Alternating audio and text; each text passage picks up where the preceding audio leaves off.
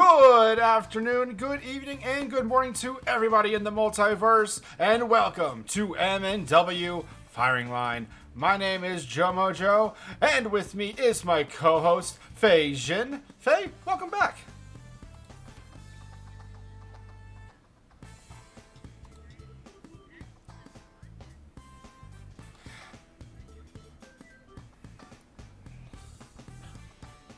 Most definitely, but first and foremost, you definitely... Sound. Should be the... Give me a second. I couldn't hear her. What? Hold up. Faye, if you could, please, I'm gonna have to turn you up a bit on this one then, apparently. Okay. On firing line? No. Okay. We'll have to deal with that when we deal with that in the future. Please let us know if you guys cannot hear. But first and foremost, what I was going to say is first and foremost, we are... Alright, that's gonna be that's a problem. Just a quick shout out to a quick remembrance for the late great Scott Hall, who passed away earlier on this week. So, ladies and gentlemen, if you could keep his family in your thoughts and send them good vibes as they progress into this very trying time in their lives as well. So, we will be probably, Flashbang will probably have a 10-bell salute. And just remember, bad times do not live on, but bad guys do. So, as we're getting into that, so, Faye, we're going to go right ahead and get right on it into Flashbang. Ah, I see stuff. For some reason. Oh, wait, I know what the hell is wrong. So, yeah, little peek behind the curtain, my Discord, my voice meter kind of freaked out the other day and reset itself. Nope, that's not it. Faye, if you could please speak. Mic check. Okay, yeah, it shows your levels are popping, so I think we figured it out. Yep, playback is fine. Hey, we figured it out. Yeah, my freaking audio software that I use for my office computer wigged out on me the other day, and I had to reset everything. So that was a pain in the ass, and I'm glad we caught it now. And X Wiley Willy with the resubscription. Fix it. Anyway, so, ladies and gentlemen, we are going to go right ahead and get right on into Flashbang with a bit of we're starting the show off with a bit of an in-ring promo from the head of APS, Mike Davis. So it would seem that we're back to having mysteries on Flashbang. Whodunits all over again, just when we thought we might be zeroing in on this whole mystery surrounding the Citra King and Burden's return. All of a sudden, out of nowhere, Jackie Q, we've missed you, buddy. And by we, I mean absolutely nobody. You have now interfered in official Arcane Protection Services business. And I'll tell you what, while I have a quick second, this doesn't look too good for you, Victor Vicious, because we all know you love to hire Jackie Q to do your dirty work. And you just happen to come out here and stir the pot a little bit. Get everybody focused on one thing, Drathulu, the changelings, and then out comes Jackie Q. Well, Jack, if you got any balls beneath those tights, you'll come out here and deal with the ramifications and the consequences of your actions. Because if you think you're going to get involved in APS's business and just skirt away without any consequences, you are sadly mistaken. And I am authorized by the brass to whoop your ass. So get your butt down to this ring now.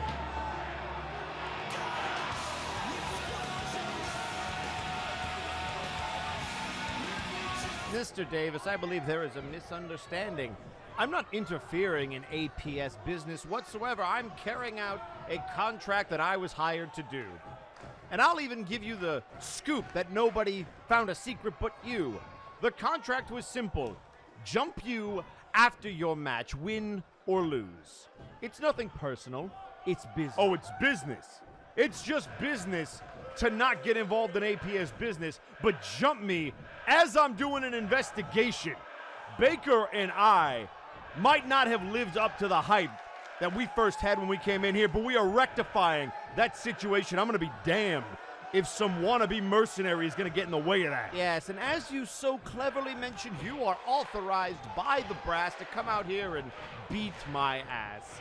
Michael, I've taken a lot worse beatings from a lot tougher men than you. So if that's what you want, if you're looking for a match, go ahead, book the match that you think you want. Oh, Jackie.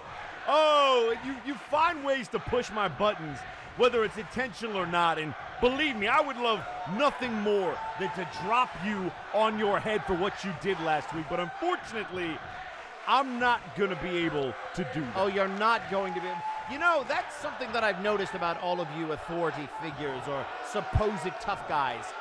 When someone gets in your face and pushes you on the issue, you back down, claiming that this is some kind of pacifist phase that you're going through. It's rather cute, but no one's buying. Actually, no, Jackie. That's not why I'm not going to fight you, because the brass authorized me to beat your ass. But I didn't say that I would be doing it personally. In fact, I have a rather pissed off giant that would love to rip off your head. Oh, are you going to hire mercenary help? Do you mean that big buffoon Matt Baker? I'll tell you what, send Matt down to the ring. I don't care. I'm more than happy to cave in either one of your skulls. Ask Alexis Edmonton what a knee to her head felt like when it was delivered by the one and only Jackie Q. You're signing your own injury probation period. Nah, man. I didn't mean Baker. I meant Helix sucks. Have fun next week. But this is for you right now. From APS to Jackie Q.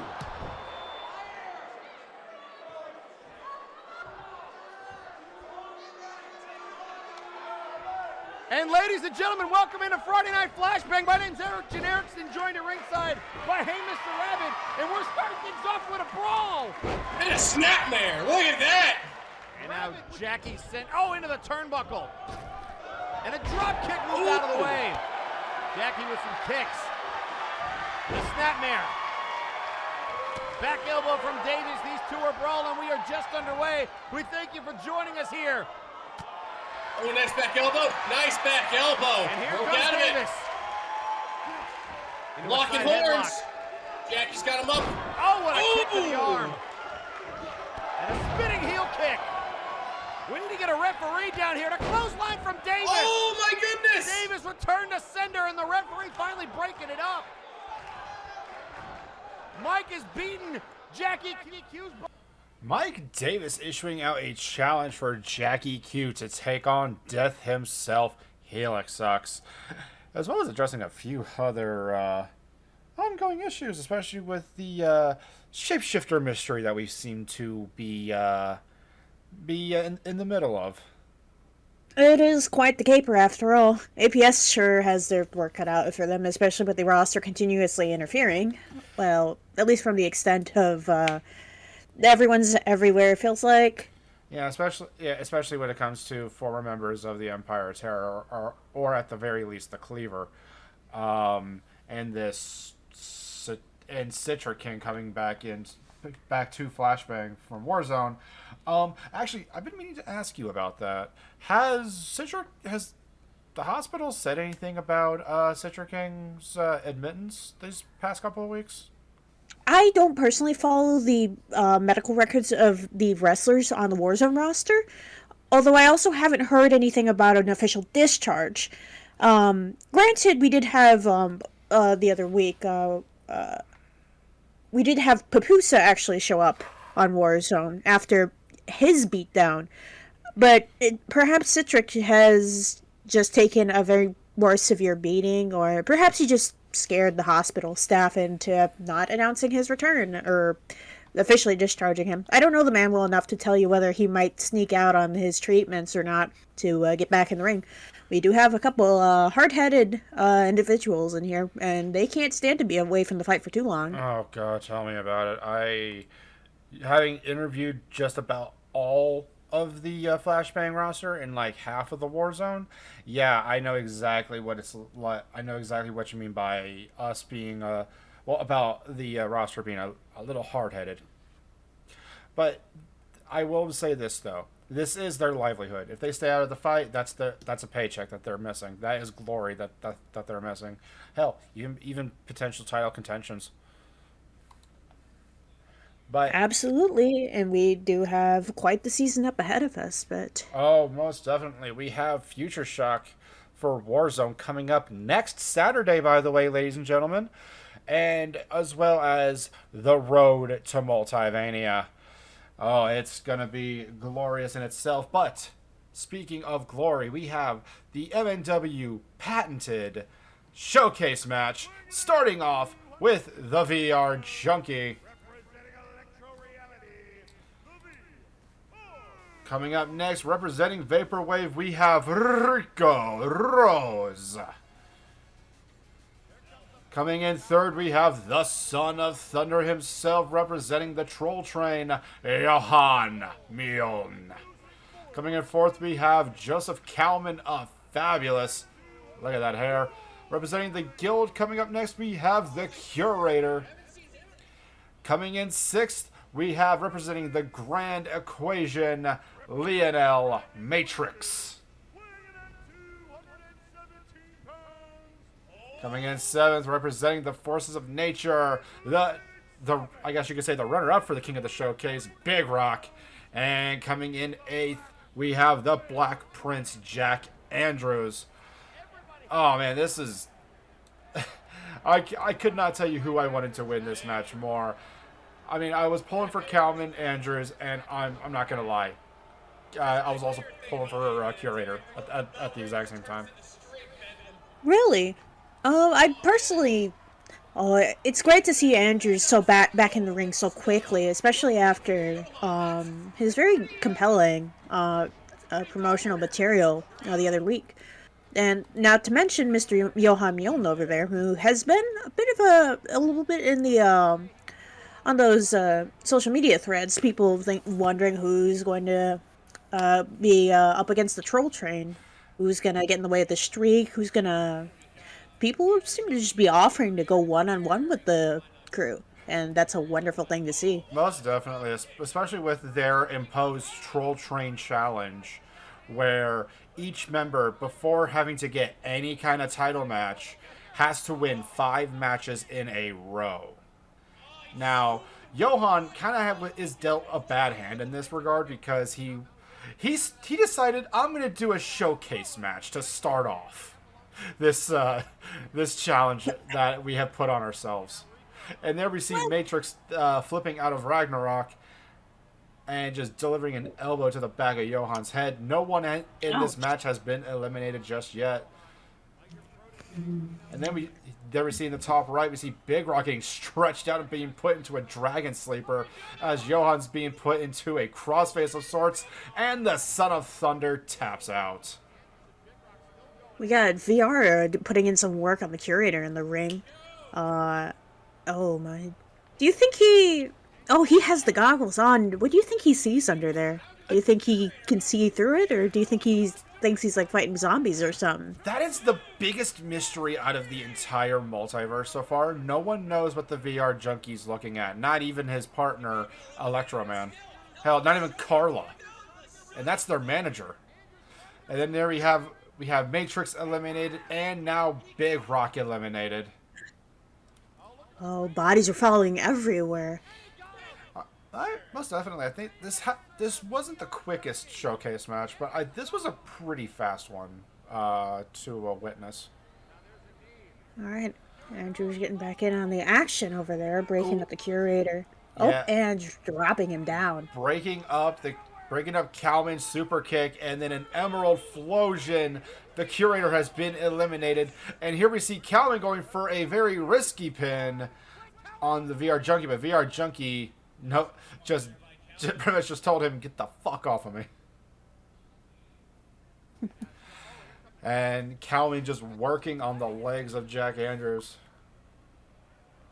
I can only imagine how much it would cost to replace the VR equipment over there every time. But, I mean, if you get a big enough paycheck, might as well. I think it's a work expense. Really? Yeah. Like, it's part of his in-ring gear, so I would hope that would be something we would have to talk to Force the Fortress about. Certainly a mystery. Gonna actually write that Whatever it down. is. Whatever it is, it certainly keeps him motivated to stay in. File taxes with Forrest later. Anyway, sorry, I had to pencil that in because I need a day planner. And then here we have Calman standing strong in the middle of the ring. VR Junkie and Jack Andrews are on the outside. Ooh, just dropping that leg.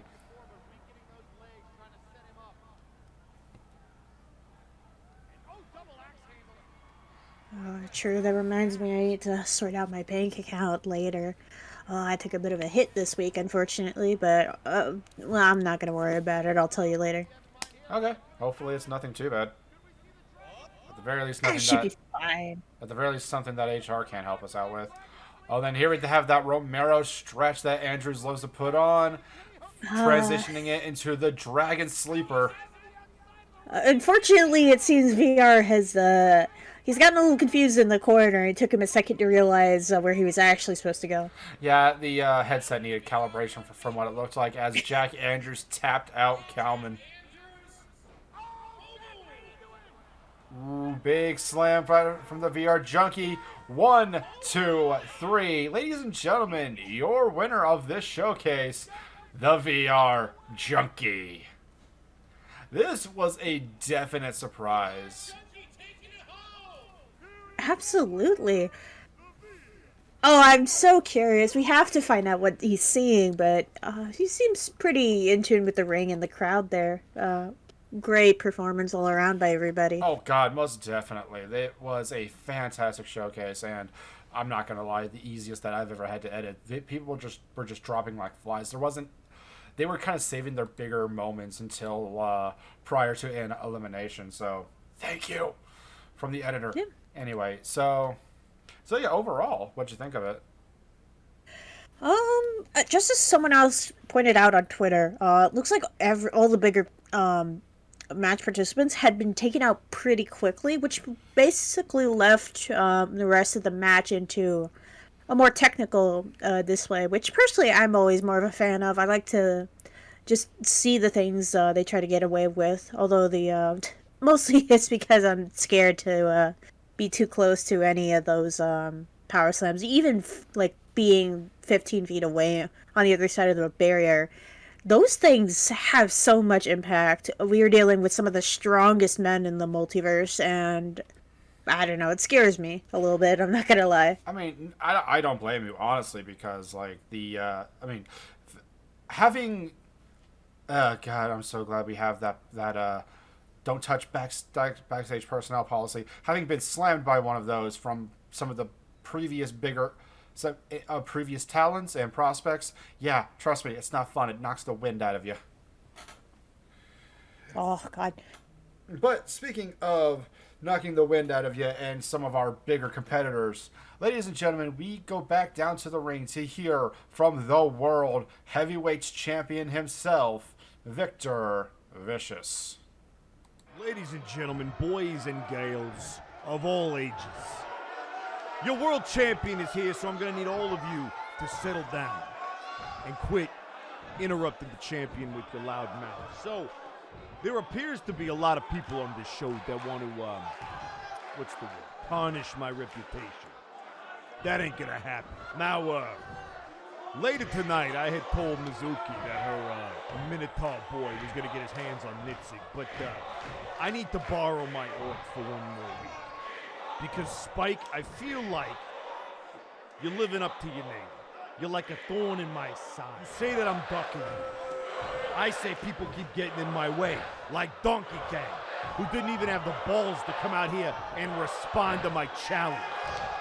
So now, I get to deal with you. Bring your alive, or you're dead, or you're somewhere in between carcass out to this ring.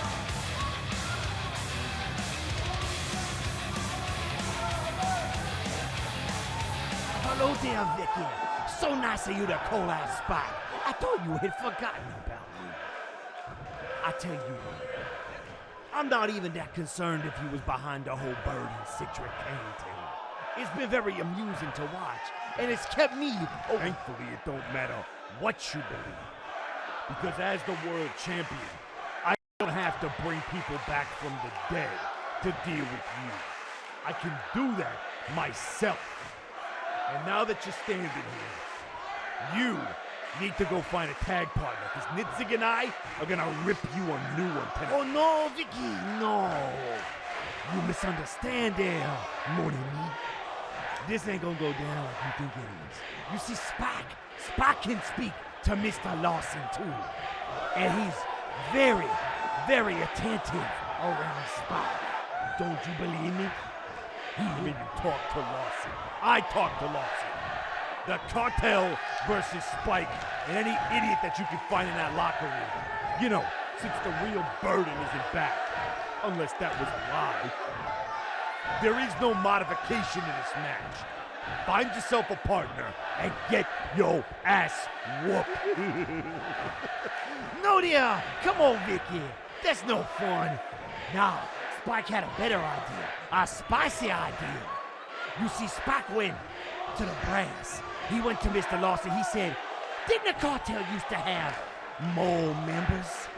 He thought, why couldn't Spike fight all the members? Yeah, the cartel did used to have a couple more members. But then Kuso decided to stab me in the back. So that ain't happening no more. And I will deal with Kuso and Madness when I run through the slew of people trying to take me out, starting with you. Oh, but don't worry there. You see, if you gonna bring the oil and you gonna bring yourself, why don't you bring the tag team champions? And then I'll bring the Time Bandits, and I'll still go find a partner. And we go do a little 8-man tag match. Since you like that Survivor Series thing so much, you love to brag about how you beat House Caliban. Yeah, I did beat House Caliban. 5 on 5. I'll tell you what, Spike. You want to try to screw with the cartel? You want to try to cause some infighting? I got some news for you. Whether Kuso and Madness show up or not, regardless of what they do, I'm still gonna rip your head off. So you're on. Go find your partner, bring the time flukies, and we'll show you that none of you, not a single one of you, deserve a title opportunity. It was a fluke. And when I beat you, I'm gonna prove it was a fluke. Any idiot can throw someone over the top rope. It takes class to beat someone like Nero. Class you don't have. Pardon my pun, but vicious words from the world champion towards his number one contender, Spike. Later on in the night, we are going to get Team Spike versus Team Victor Vicious. Mostly consisting of himself, Nitzig Gunk Gobbler, as well as possibly Kuso Kale and the Madness of the Mad World. A very interesting matchup. I'm looking forward to seeing it later on. Most definitely, and especially because I'm just sitting here thinking, is Kuso and Madness going to show up to help Victor, or are they still going to be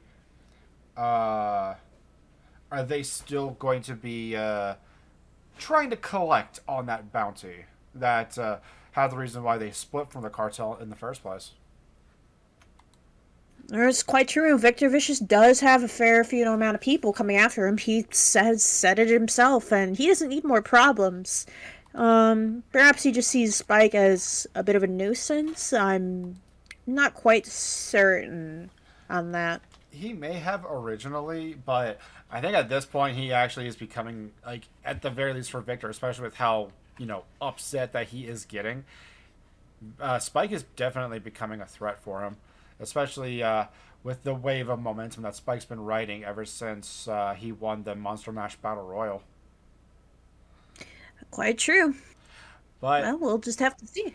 But speaking of monsters, ladies and gentlemen, coming up next, we have a match with, which one is it again? Satyrus Vasilikis being led to the ring by Lapis Minotauros, going up against the PM Ghost of Spectre Sonata, being led to the ring by the CG Ghost.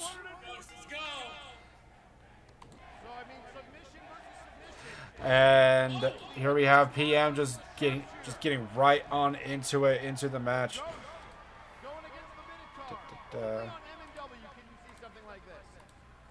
And just, ooh, that big back suplex onto PM Ghost there. Something that we didn't really get into during the showcase match, mostly because there was just so much going on. So, PM Ghost and CG Ghost, along with TK, joining forces with the Troll Train themselves, forming a Soul Train Alliance that they've been calling it. The Soul Train, now that's a quite catchy one. Yeah, it definitely has a dancing aspect to it that I'm all about. But what I'm also all about is just this all-out brutality that frickin' Satyrus is just bringing down onto PM here. Oh, absolutely. Whenever you see the Minotaurs coming down that ramp, you know there's going to be, well, it'll be a little bit more than brutal, shall we say. Bodies will be flying. Yeah, much like Drowning Pool says, bodies will be hitting the floor, especially because Satyrus Vasilikis, Lapis Minotauros, Satyrus' brother, the one in the corner there, he's still undefeated. He's one of 2 individuals on Flashbang who are still undefeated.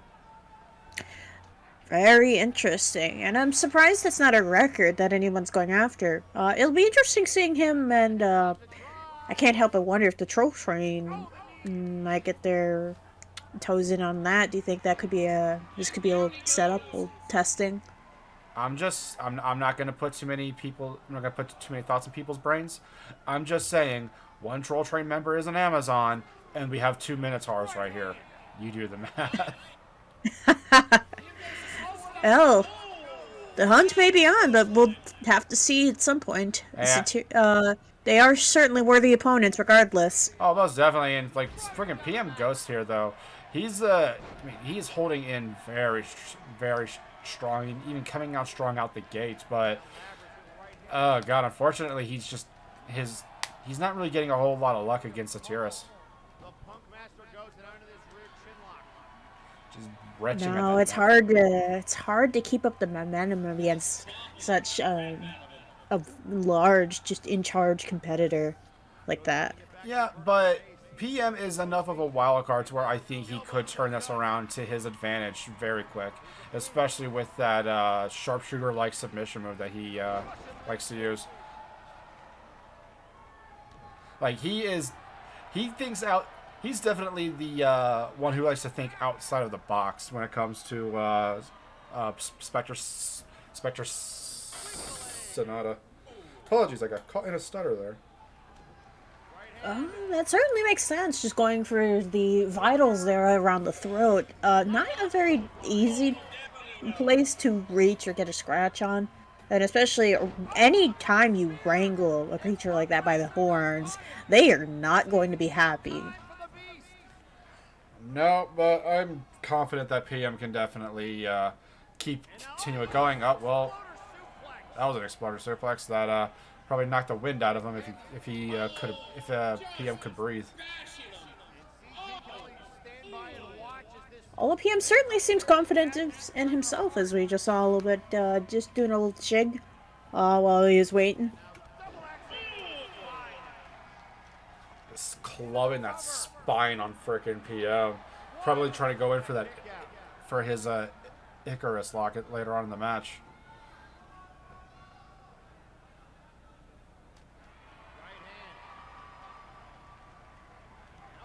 We have the CG Ghost patiently waiting in the wings, but he seems pretty relaxed, like he believes PM has everything under control, for the most part. I mean, we've seen PM Ghost kind come in from insurmountable odds before. A couple of times, he's actually turned the loss of stamina for his opponent into his advantage. Oh God, there's the spear from the Minotaur. Yeah, there he is. Look, right there. Satyrus is gassed. 1, 2, kicking right out of 2. Although I will say this, if Satyrus locks in that Icarus lock, then this match is over. As much as I love PM, like he needs to continue this. Like he needs to continue this kind of onslaught.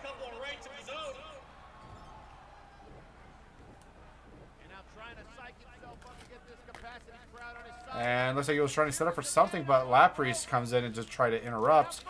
And now back suplex into that Uranagi-like maneuver. And just continues to... over there, distracting almost.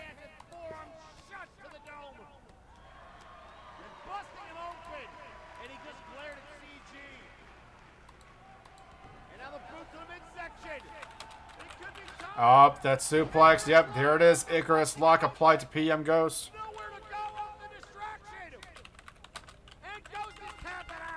And unfortunately, ladies and gentlemen, Laprise, your winner is Laprise Minotauro. Well, wait, that one's Laprise? Okay, the other one's Satyrus. Okay. I get them confused all the time, but I know which one does which moves. Right, Laprise is the one with the white fur. Satyrus is the one with the brown fur. I am so sorry, ladies and gentlemen. But here we see PM Ghost being a good sport. Being a good sport and shaking the hand out of his opponent. So Rather professional. Very, very good sporting of those gentlemen. And, okay, so easy on the comments there, Ruffian. I see you there. I get them confused all the time, and I'm not the only one. They're twins, for God's sakes. Anyway, ladies and gentlemen, that was Laprise versus the PM Ghost. And, Faye, what did you think of the match overall?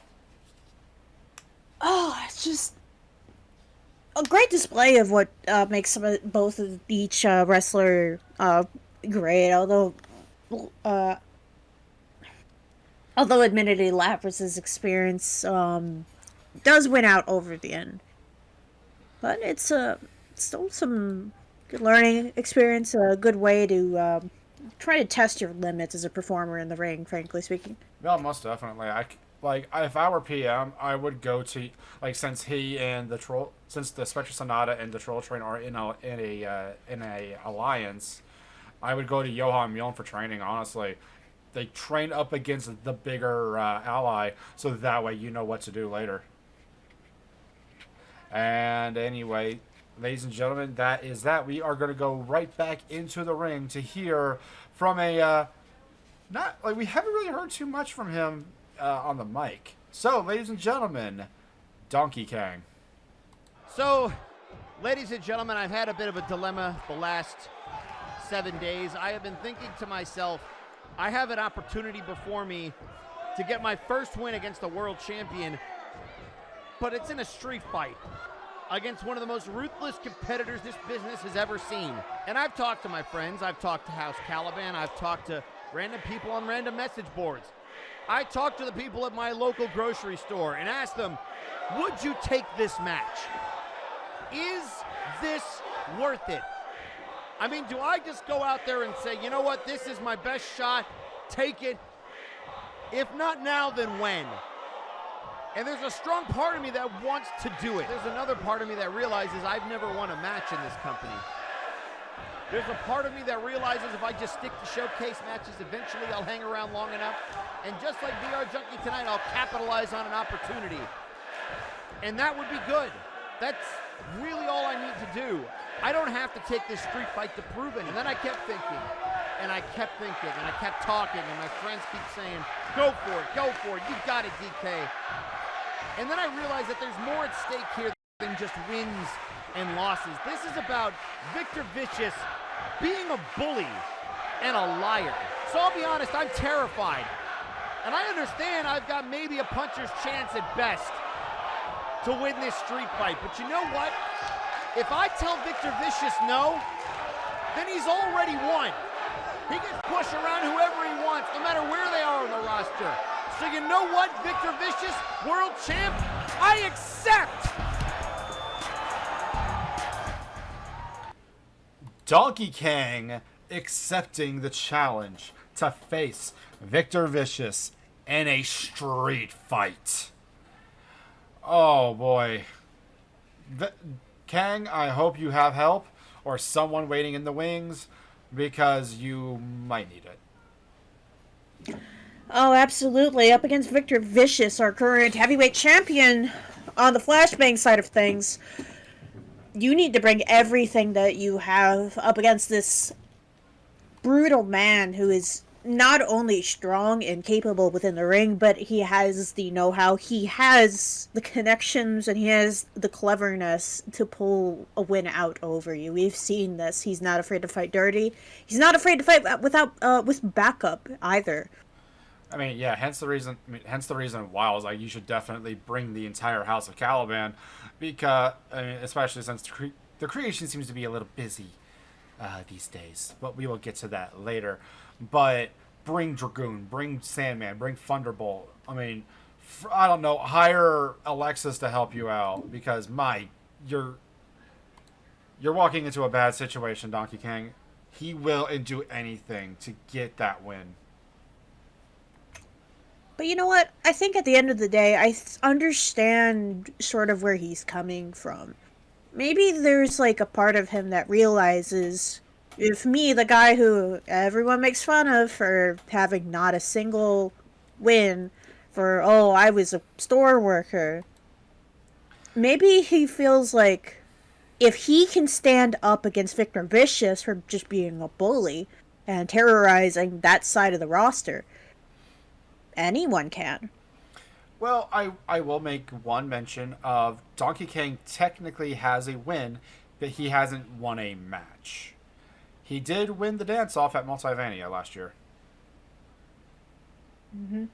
That is technically a win, but not a pinfall victory, unfortunately. And I also will say this, he is a Flashbang original. He has been here since the beginning, since episode 1.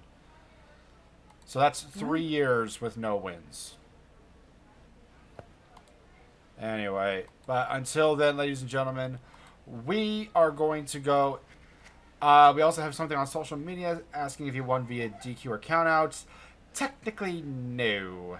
That was in favor. That it still doesn't count as a pinfall victory or a submission.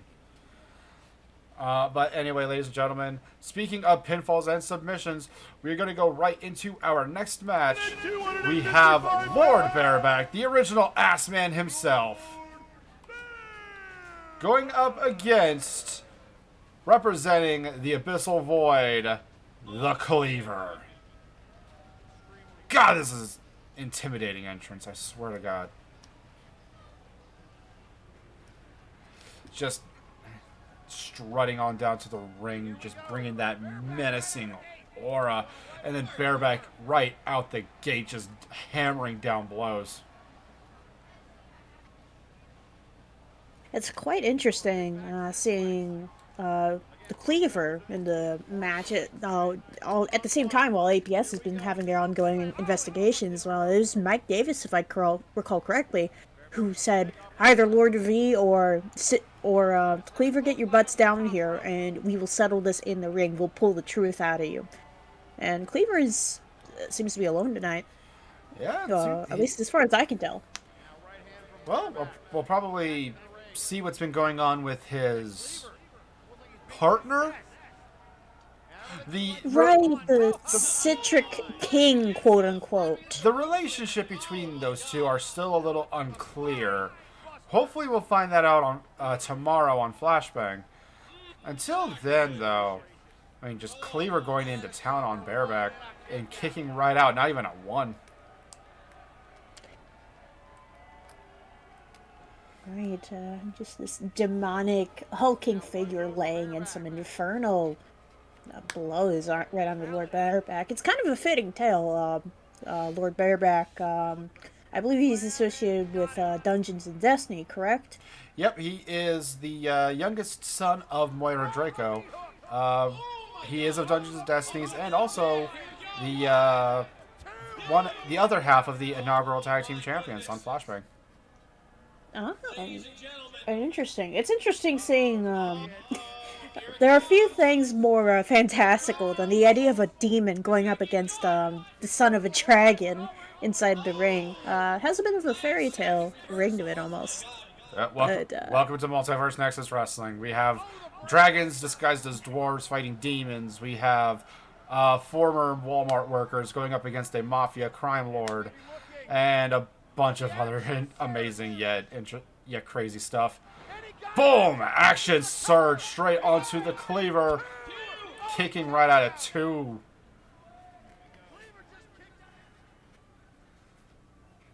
Although, now that I'm thinking about it, we haven't really, this is the first time we've seen Bareback in a match in just several months. He's doing very well for someone who has a bit of ring rust on him.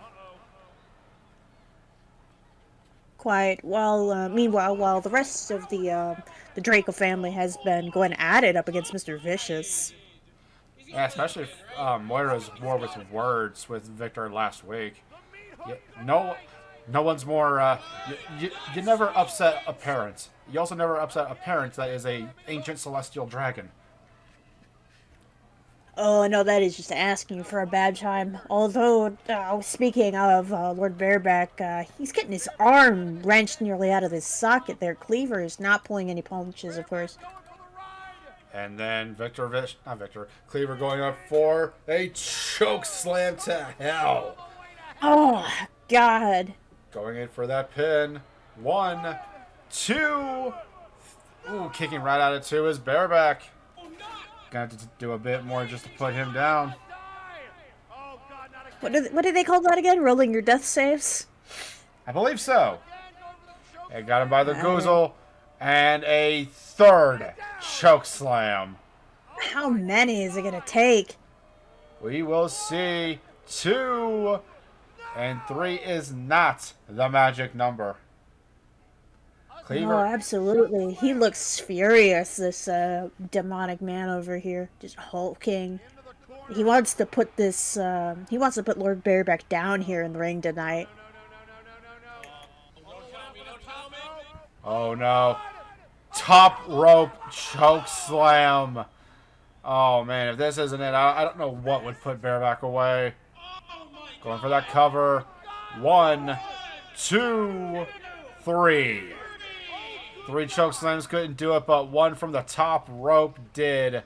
Ladies and gentlemen, your winner, the Cleaver. And, Legs, you might want to get out of that ring. Oh no. Uh-oh. Yep, and looks like Cleaver's not done yet. He's putting the boots to Bareback.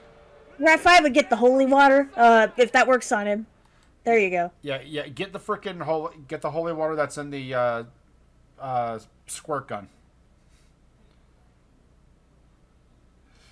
Oh God, that would be one way to get a demon off of you. Unfortunately, Lord Bareback was not able to withstand the sheer demonic power, that intense strength of the Cleaver tonight. But it does sort of attest to Lord Bareback's resilience. I thought he'd have gotten done in sooner, but he's still keeping up with his form and his performance. It's good to see. Well, most definitely, especially with that, what was it, the couple months of ring rust that he had on him. Yeah, now that I'm thinking about it, I don't think we haven't seen him since the Doomsday Trios tournament, now that I'm thinking about it. I think they were. Yeah, I think they were eliminated in the first round, now that my memory's actually coming back to me for a change. Anyway, ladies and gentlemen, coming up next, we actually have we go from one bitter feud to another. Last week, 2 weeks ago, we had Aurelian Starhand call out Alexis Edmonton, and then the following week, Edmonton accepting that challenge. Both individuals have one win apiece between them both. And we get started here. Alexis Edmonton coming straight out to the ring, being followed by the leader of the Rebel Star, Aurelian Starhand.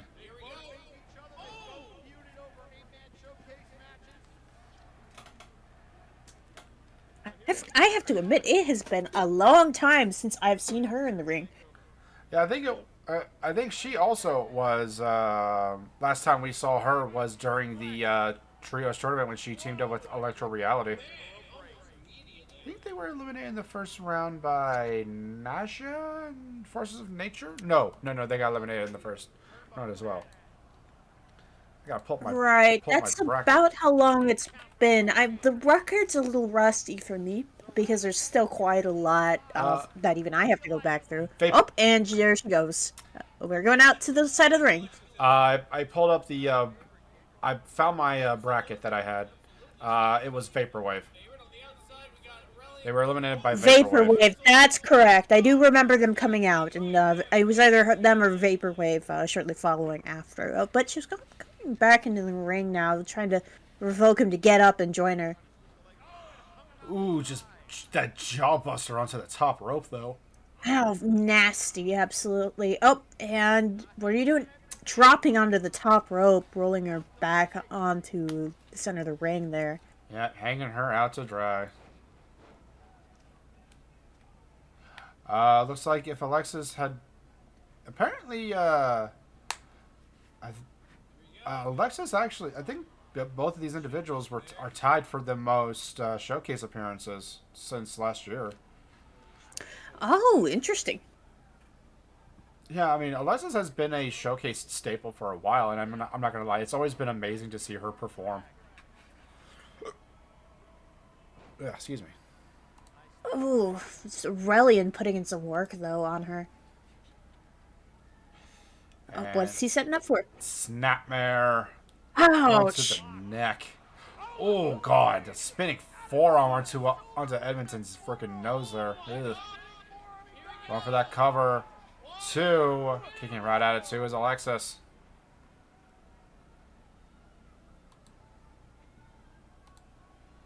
Very quick and very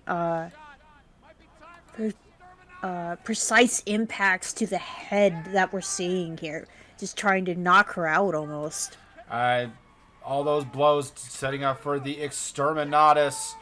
But no, Alexis kicks out at 2.9. I could have sworn there was going to be a Basco 3 there, but oof. She is cutting it close.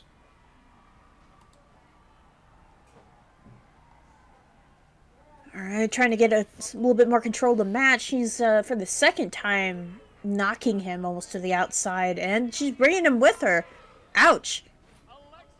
Looks like she really ended up right on her feet, but she's got Aurelian in front of her, and she's trying to put in some work, although he is not going to go down that quickly. And back into the ring we go. Oh. She certainly loves that side of the ring, perhaps just trying to bait and tire him out onto the ringside. I mean, tossing your opponent out and having them run back into the ring is a good way to waste stamina. Right, absolutely. Especially because he keeps putting in so much work on her head.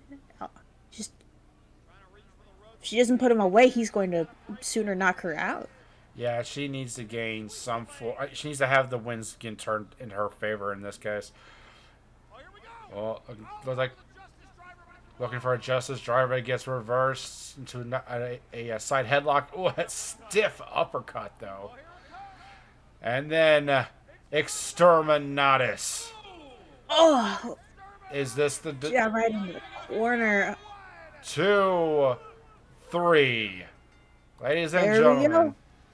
The winner of this rubber match, Aurelian Starhand. So Aurelian has closed the series. 2 wins over Alexis's 1. So, Faye. Very interesting. So, Faye, what'd you think of the match? It very much seems like Aurelian came in prepared and with a very distinct plan, while Alexis was struggling to gain any sort of any hold on him to try to put in some damage, which is exceptionally unfortunate given her record and her showcase showings over the past year. But Aurelian does show that homework does pay off. Yeah, he had her scouted from day one, especially since the initial challenge that he laid out. But in Alexis, unfortunately, luck was just not on her side. Any kind of momentum she was trying to get, Aurelian Starhand was right there, waiting as if he was prepared for it. Absolutely. That is unfortunately the disadvantage of being such a seasoned competitor. You have a lot of match footage to be reviewed, and the more that you can review and observe in your opponent, the more clear of a picture you can gain on their fighting style, unless you have something in reserve and just waiting for an opponent like this. Being outwitted is certainly an advantage to... Oh, we have... someone's let the bulls out. Uh-oh. Yeah, it looks like we have a raid from Edward Bosco himself with a party of 62. How was my rise, ladies and gentlemen? I hope it was good. I saw part of it, and my brain was like, of course they would do that storyline. It's WWE. Anyway, we're not going to think about that for too much longer. We are going to go right back into the ring with a little in-ring segment with the interim general manager of Friday Night Flashbang, Mr. Lawson. Greetings, Flashbang. You already know that my name is Mr. Lawson, and I am out here to discuss a situation that has presented itself. Last week, I gave an opportunity to the Grim Reaper and Simon the Psycho to figure out their differences, put it behind them, and for one of them to become the new #1 contender for the Interdimensional Championship. But that didn't happen now, did it? And as much as I love that 8-man tag match that I put together, I need something a little different in my main event. So here tonight, we will be crowning a new #1 contender for Brawl Kaiser's Interdimensional Champion. So Brawl, I ask you to come down to this ring so I can say it to your face. Tonight you will have a definitive challenger for that championship, and next week, in our main event, they will challenge you for the Interdimensional Championship. Action! Everyone airing their grievances in and around. So I understand that this is probably going to be even more bad news for me. So I figure we could save everybody a lot of time and we can just, get the bad news out of the way first. So whatever it is, just say it. I'm ready. We're good to go. I'm prepared. Well, thank you, Brawl, for coming down here. Yes, I would like to cut to the chase. A lot of talking on today's show. So as you know, Simon and the Grim Reaper have the most definitive challenge to your championship. So tonight, they will be involved in our main event to determine who will be your new #1 contender. Oh, good. I mean, I don't want to be a stickler or anything, but, I suggested that like 2 weeks ago. But yeah, no, I'm good with that. That's actually a lot better than I thought it was going to be. Thank you, Mr. Lawson. I appreciate it. That was painless. Wow, my therapist was right. They said just go out there with a positive attitude and everything will, wow, fancy that. No, you see, Brawl, there's not just going to be those two. You see, after what happened between you and Hutch Cale, after he turned down his interdimensional title shot and then tried to win a tag shot, I felt bad for him. So Hutch Cale is going to be involved in that matchup here tonight. Okay. I thought he was done. I thought he was going to do the tag thing, and he gave up his chance. But, okay, yeah, you know what? He never got a rematch. So, yeah, Hutch versus the Grim Reaper versus Simon. We're good. Not the worst thing in the world. I've had to deal with all of them. Might as well clean it up now. This is going to going to be great. I think that's a phenomenal attitude there, Brawl Kaiser, because tonight it will be Simon the Psycho versus the Grim Reaper versus Hutch Kale versus the Citric Cane. And the winner of that fatal four-way match will be your new #1 contender. Wait, but he's not even on the show. How do we know that he's not like, I don't know, a doppelganger or a mimic or a changeling? We don't even know if it's him. I was out here my therapist was so wrong. Okay, no, whatever you say, Lawson, yeah. Oh, come now, Brawl. It certainly won't be that bad. You'll only have to fight one of them. What are the odds that this fatal four-way goes completely nuts and you have to fight all of them? That's why it's a fatal four-way, to guarantee that we're going to have a winner. Everything is going to be fine, Brawl. What is the worst that could happen? What? Why would you? Was that intentional? Because I don't know if you know this. It's a trigger thing for me. When you say, what's the worst that could happen, in every single situation, something worse always happens. Oh, you said the words. I'm having a panic attack. Oh, you're not very nice.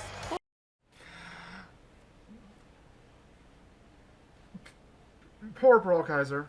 Poor Brawl Kaiser. This is the second time Lawson's induced a panic attack in the poor man. So later on in the night, ladies and gentlemen, we're going to get a fatal four-way to determine who is going to be the #1 contender for the Interdimensional Championship. But first, before we go into our spiel, I do have to thank a couple of people. I would like to thank The Broken King, Kino Saga 77, Injection ZX2, Kione AE, and Crusher Blue. Thank you all for the follows, and I hope you enjoy the lurk emotes that we have provided. It's a nice one. Absolutely. Made by Caitlin. She does good work. And then we also have a quote on social media. Seriously, what did Brawl do in a past life to warrant this kind of treatment from Lawson?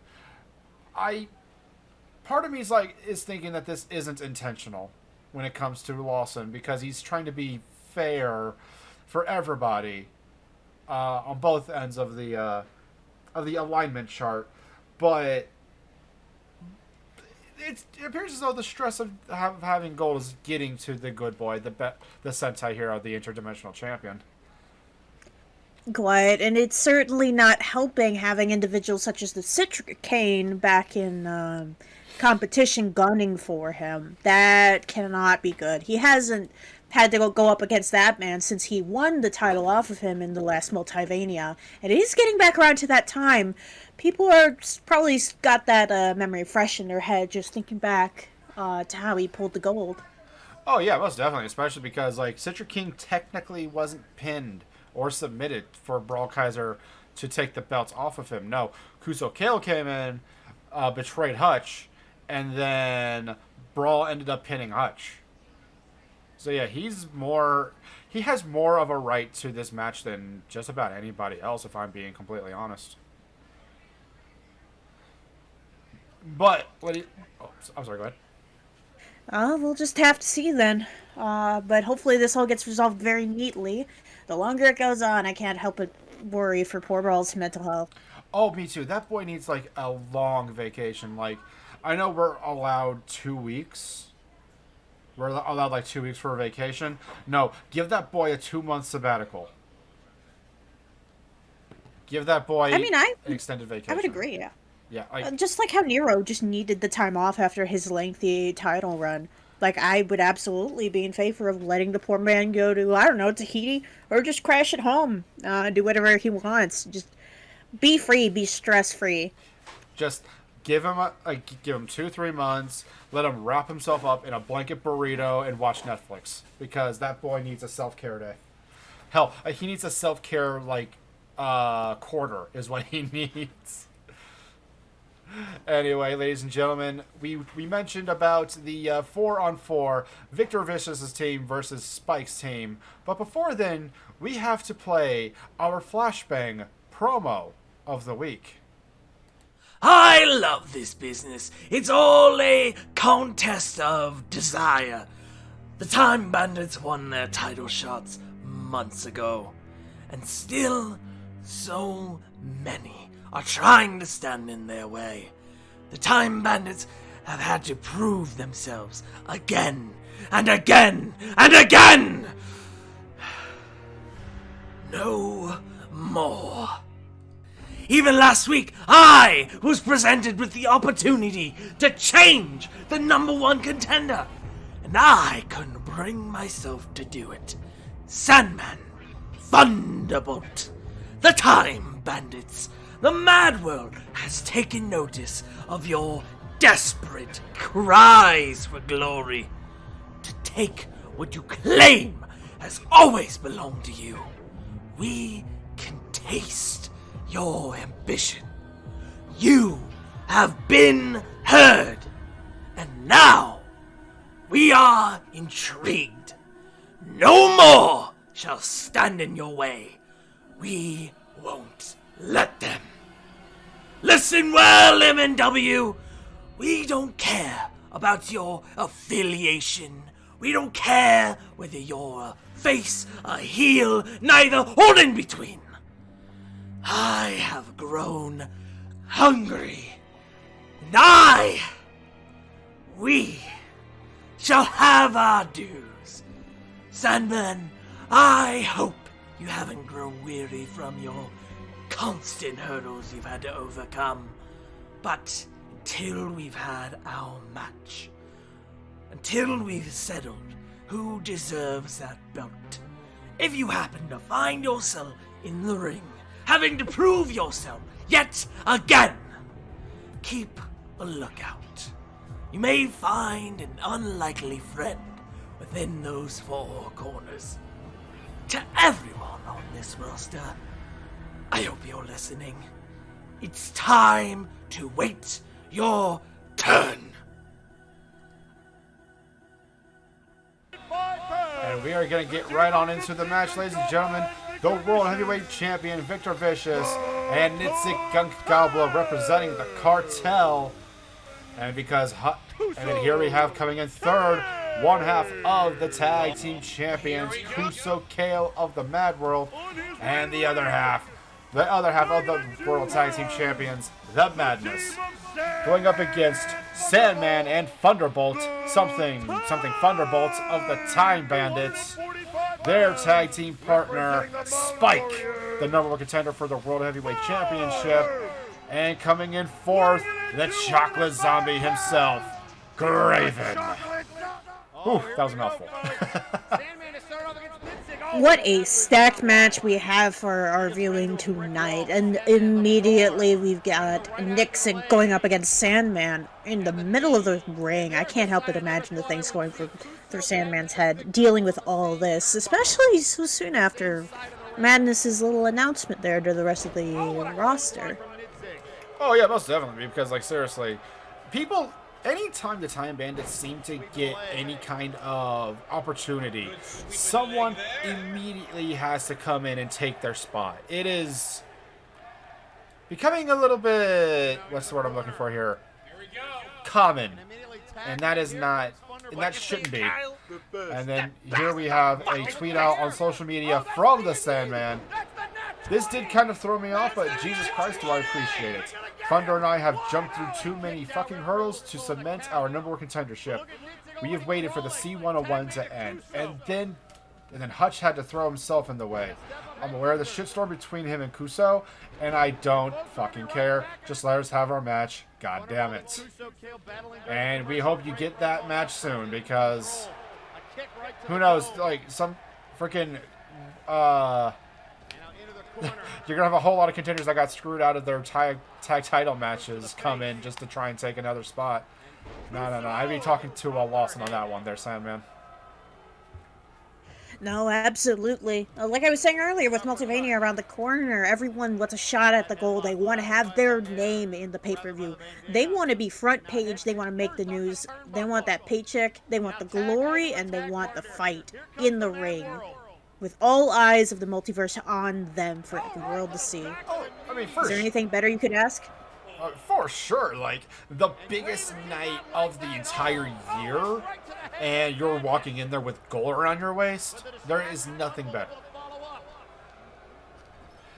Well, but there's nothing more tempting, though, to just have it dangled right in front of you, especially with so many people ready to nip at your heels to get it off of you.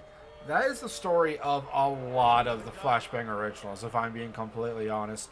Just having that little nugget dangle in front of your face, only to have it ripped away from you.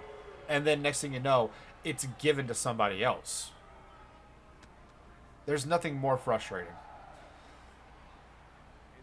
But back into this match, we have Thunderbolt leading the Madness into his corner.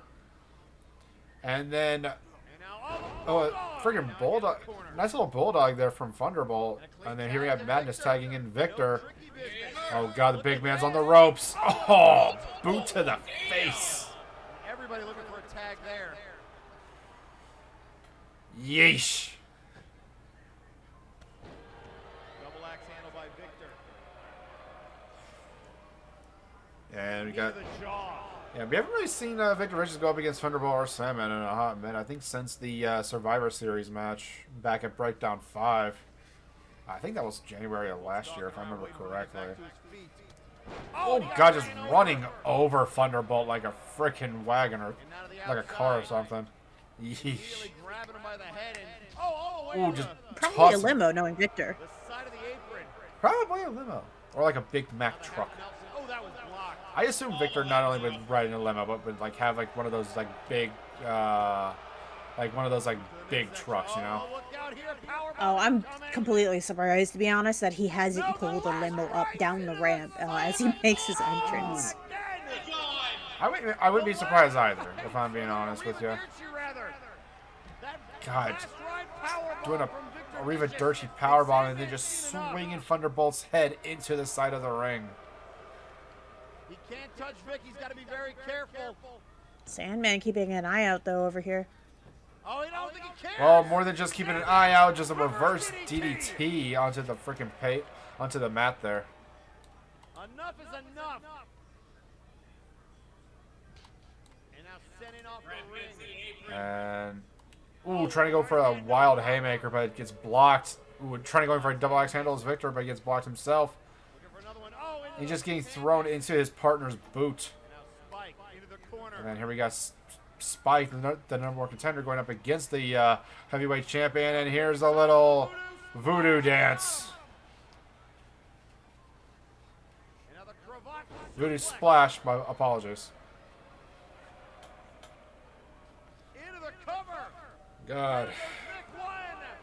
I'm not gonna lie to you. I kind of had the team of the cartel, or cartel adjacent, winning this match. Spike has gotten on Victor's last, and I wouldn't be surprised if he pulls it out with the victory on this one.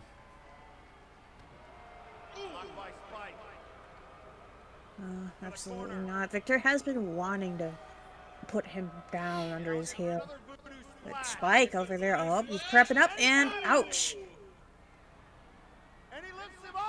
And bone it down, dropped onto the world champion. Oh, looks like he's going for another. Bone it down, double tap. Going for that cover. 1, 2. Oh! 2.9. Close. So freaking close on that one. He almost pinned the world champion. Just the sheer preparation and the workout Spike must have gone through to just be able to lift Victor like that. That could not have been easy. I mean, going up against Victor in a situation where any one of his teammates could help him out is dangerous in general, but that pile driver definitely is going to help.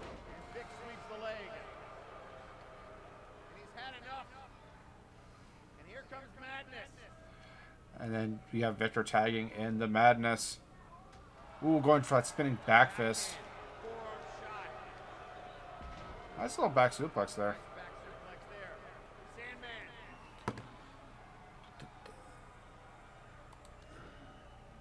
And then here we got stand and deliver. Or the devil, he may take you, but the madness kicks out at 2. And here we see the big man Nitzig finally getting some action in, going up against Graven. Up over the top rope. And blocked. Oh god, just leaping over that freaking rope there with ease. My god. Keep forgetting how agile freaking Nitzig can be. Sweep of the leg. Oof. I'm thinking about it. I think Nitzig has to be, Nitzig and Kuso have to be the freshest competitors in this match.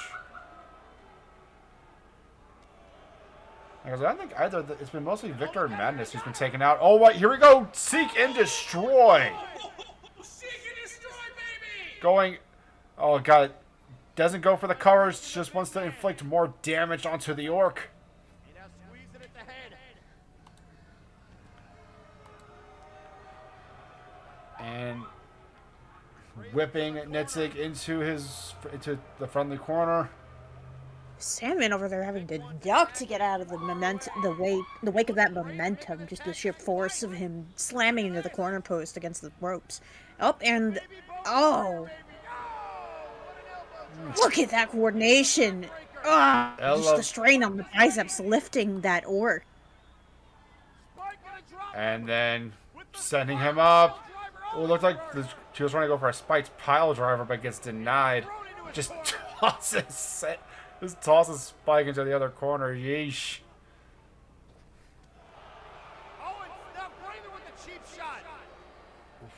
Oof. God, this has been a hard-hitting match. And then bone it down. Delivered onto Nitzig, going for that cover. 1, 2, and 3. Ladies and gentlemen, your winners, the team of Spike, Sandman, Thunderbolt, and Graven Allen. So the contenders get one over on the champions this day, even though none of the champions have been pinned. God, hard-hitting match. Like, congratulations to everyone involved. That was a amazing performance out of everybody. And absolutely. Getting a win over the cartel. Not directly over Mr. Vicious himself, but Nitzig is not a competitor to tread lightly around. Oh, God, well no. done, everybody. Yeah, not a trade that you could just lightly just take out. No, that man can lift and toss you with like a sack of potatoes, but with ease. It is not easy to go up against that giant orc. Anyway, ladies and gentlemen, so coming up next, we have some words down in the ring from the king of the jungle himself, Shere Khan. Typical Simon the Psycho. You see, everybody thinks that Simon is this master manipulator, this freak of nature, this mysterious, void-walking creep. All I see is a pathetic excuse for a dog. The fact that you had the balls to put my name in your mouth speaks volumes. You and I will cross paths.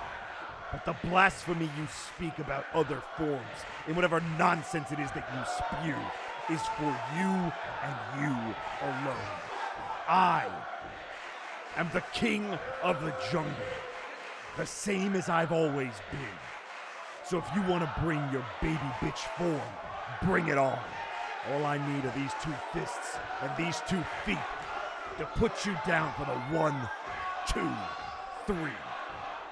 And when I'm finished with you, when you're done losing your opportunity at the Interdimensional Championship, I will show DeLuna and Bulldog that they were foolish to ever turn to an Empire lapdog as their friend. Because right now, I know that I will expose you to the world. You want to talk about honor? You have no honor. And if you managed to sneak out of this fatal four-way. As the #1 contender, rest assured, Simon, I will screw you out of that championship. You will never hold that belt so long as I draw breath. So fight with all your might. Put on your special boots. Put on your special smile. And come out here with your special cloak. And get your ass whooped by 3 better athletes. One of which isn't even on this show. And when you pick up your pride and what's left of your ego, I'll be waiting to finish the job off. Because I'm the king of the jungle, and you're in my jungle, Hunter. Strong words from Shere Khan, calling out Simon the Psycho, pretty much telling him that he's waiting in the wings, and when, he says, when you don't get the contendership match. Like, when you don't get that contendership for the interdimensional title. And once again, poor Brawlkaiser getting caught in the middle of somebody else's drama, like you were saying, Faye. Absolutely. Although Simon himself apparently has a bit of a history, so it's not really surprising that Shere Khan would make the declaration that he does. Especially because, like, it's like I was mentioning earlier, Shere Khan used to be allied with Bulldog Grant Martin, and then as well as DeLuna. And, I mean, hell, Kevin Blackwell stole both his and DeLuna's father's masks, so they had some form of friendship and some cohesion, and then they just end up joining up with Simon, of all people, who it's still a little off for certain people, but honestly, so far they've proven to be a really well-tuned unit. Well, either way, Khan is certainly going to be expecting a bit more of Simon, definitely going to face off against him again in the future. Most definitely. I would not be surprised if he if Simon loses this #1 contenders match coming up in the main event, then I would not be surprised if Shere Khan immediately just starts gunning after Simon. It's like more viciously than he's been doing. But speaking of, ladies and gentlemen, it is time for the main event for Friday Night Flashbang, the #1 contendership match for the Interdimensional Championship, starting off with the Mandalorian Hutch Kale representing the Cartel. Coming in next, we have the man we've been talking about for like the past 5 minutes, Simon the Psycho representing Honorbound. Coming up next, we have the Grim Reaper. And then number 4, the Citric Cane. This is a stacked match of some of the top talent, some of the pretty much the most premier talents that we have on Flashbang. Oh, absolutely, the rotten fruit. We have Grim Reaper and Simon, who had been going at it for several weeks, much to the unfortunate bystanding position of Brawl Kaiser. And then we have Hutch Kale, who wants that shot.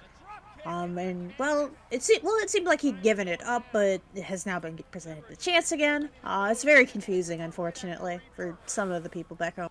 Well, I mean, he didn't really want a shot at the tag titles. He wanted a shot at his wife Kuso in a match. But because of his stellar singles performances, Lawson just felt like it was right to add him to this match. And Citra Kang cashing in his rematch clause of sorts. But I guess rematch clause in the form of being added to this #1 contendership match. Ooh. That is a very good point. At least it makes sense from a certain perspective that if a wrestler can't, they seem to keep getting ducked, or they can't manage to get the one chance that they've proven that they're willing and ready to go after, especially after months of work towards it.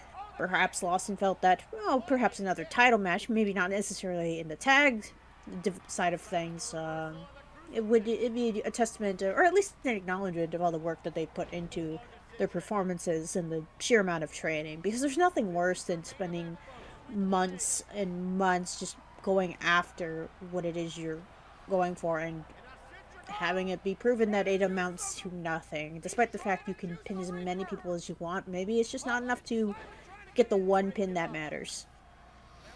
Yeah, like you can win any kind of squash match or like any kind of dark match that you want, but when it comes to the big one, that's going to be the one that you're going to have to keep a closer eye on, and certain people unfortunately just don't have that kind of luck.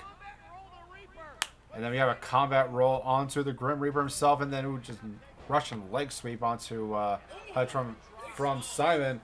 Looks like we got Hutch going back up to the top rope. Ooh! Looks like he was trying to go for a frog splash onto Simon, but ends up catching the knees of the Grim Reaper. And not in the blocking kind of way, too. No, he actually landed on the Grim Reaper's knees. Oh, we got the juicer being applied to Simon. Hutch breaking that up.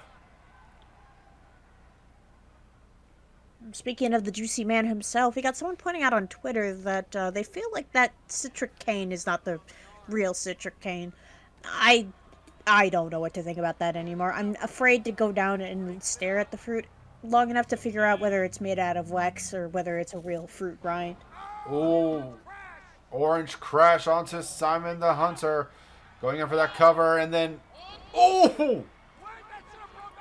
Jeez! Hutch killed, delivering a bulldog on top of both Citric and Simon, but the count doesn't get broken up until he kicks freaking Citric in the back. Oh, just meaty. Oh. Woof! Jeez, the freaking fortitude of Citric Cane there. And Grim safely rolled out to the side over there, just taking a moment to himself to recover after that. Yeah, I would too. That is a very wise decision from the Grim Reaper.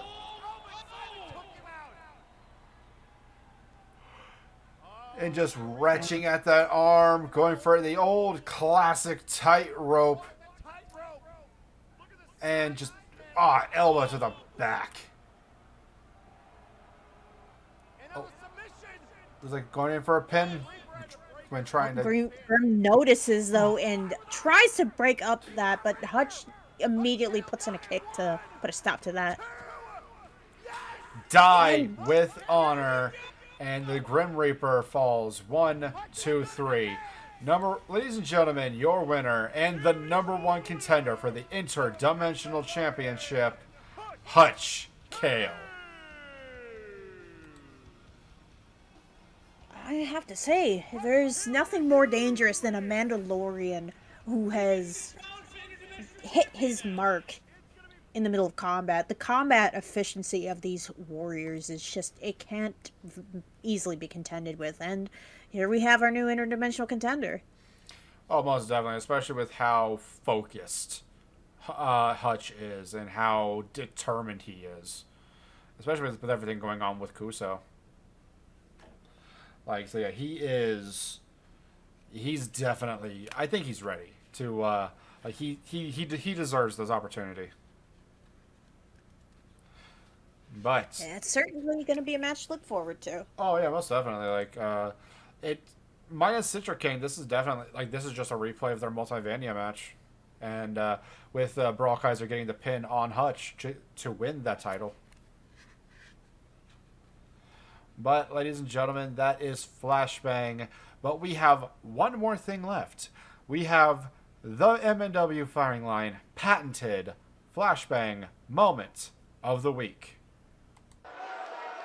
But there's another part of me that realizes I've never won a match in this company. There's a part of me that realizes if I just stick to showcase matches, eventually I'll hang around long enough. And just like VR Junkie tonight, I'll capitalize on an opportunity. And that would be good. That's really all I need to do. I don't have to take this street fight to prove anything.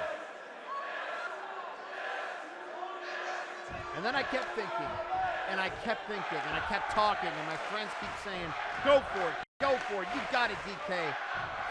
And then I realized that there's more at stake here than just wins and losses. This is about Victor Vicious being a bully and a liar.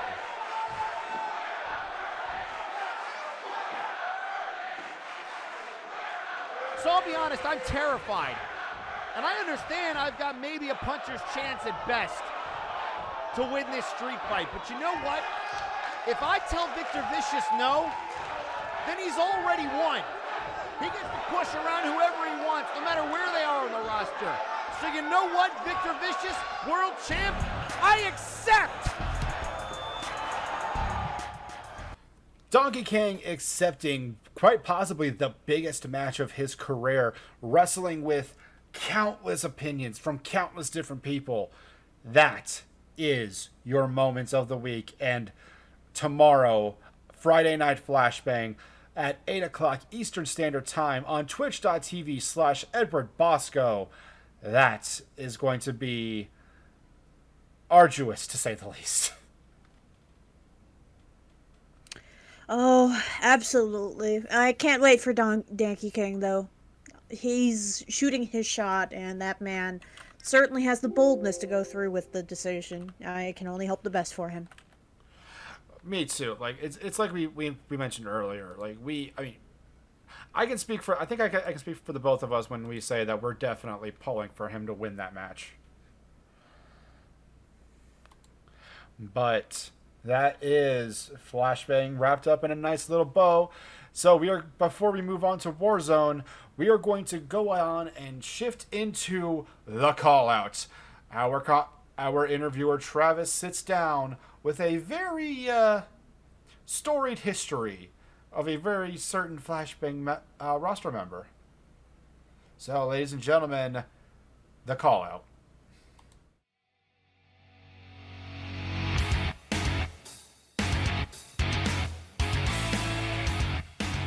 Hi, everybody, and welcome back to the Call Out. My name is Travis, and tonight I have a wrestler with many generations of wrestling under his belt and carrying the next generation into the future in Flashbang. So get your luchador mask on and wear your lucky 13s. It's DeLuna 13! El ídolo!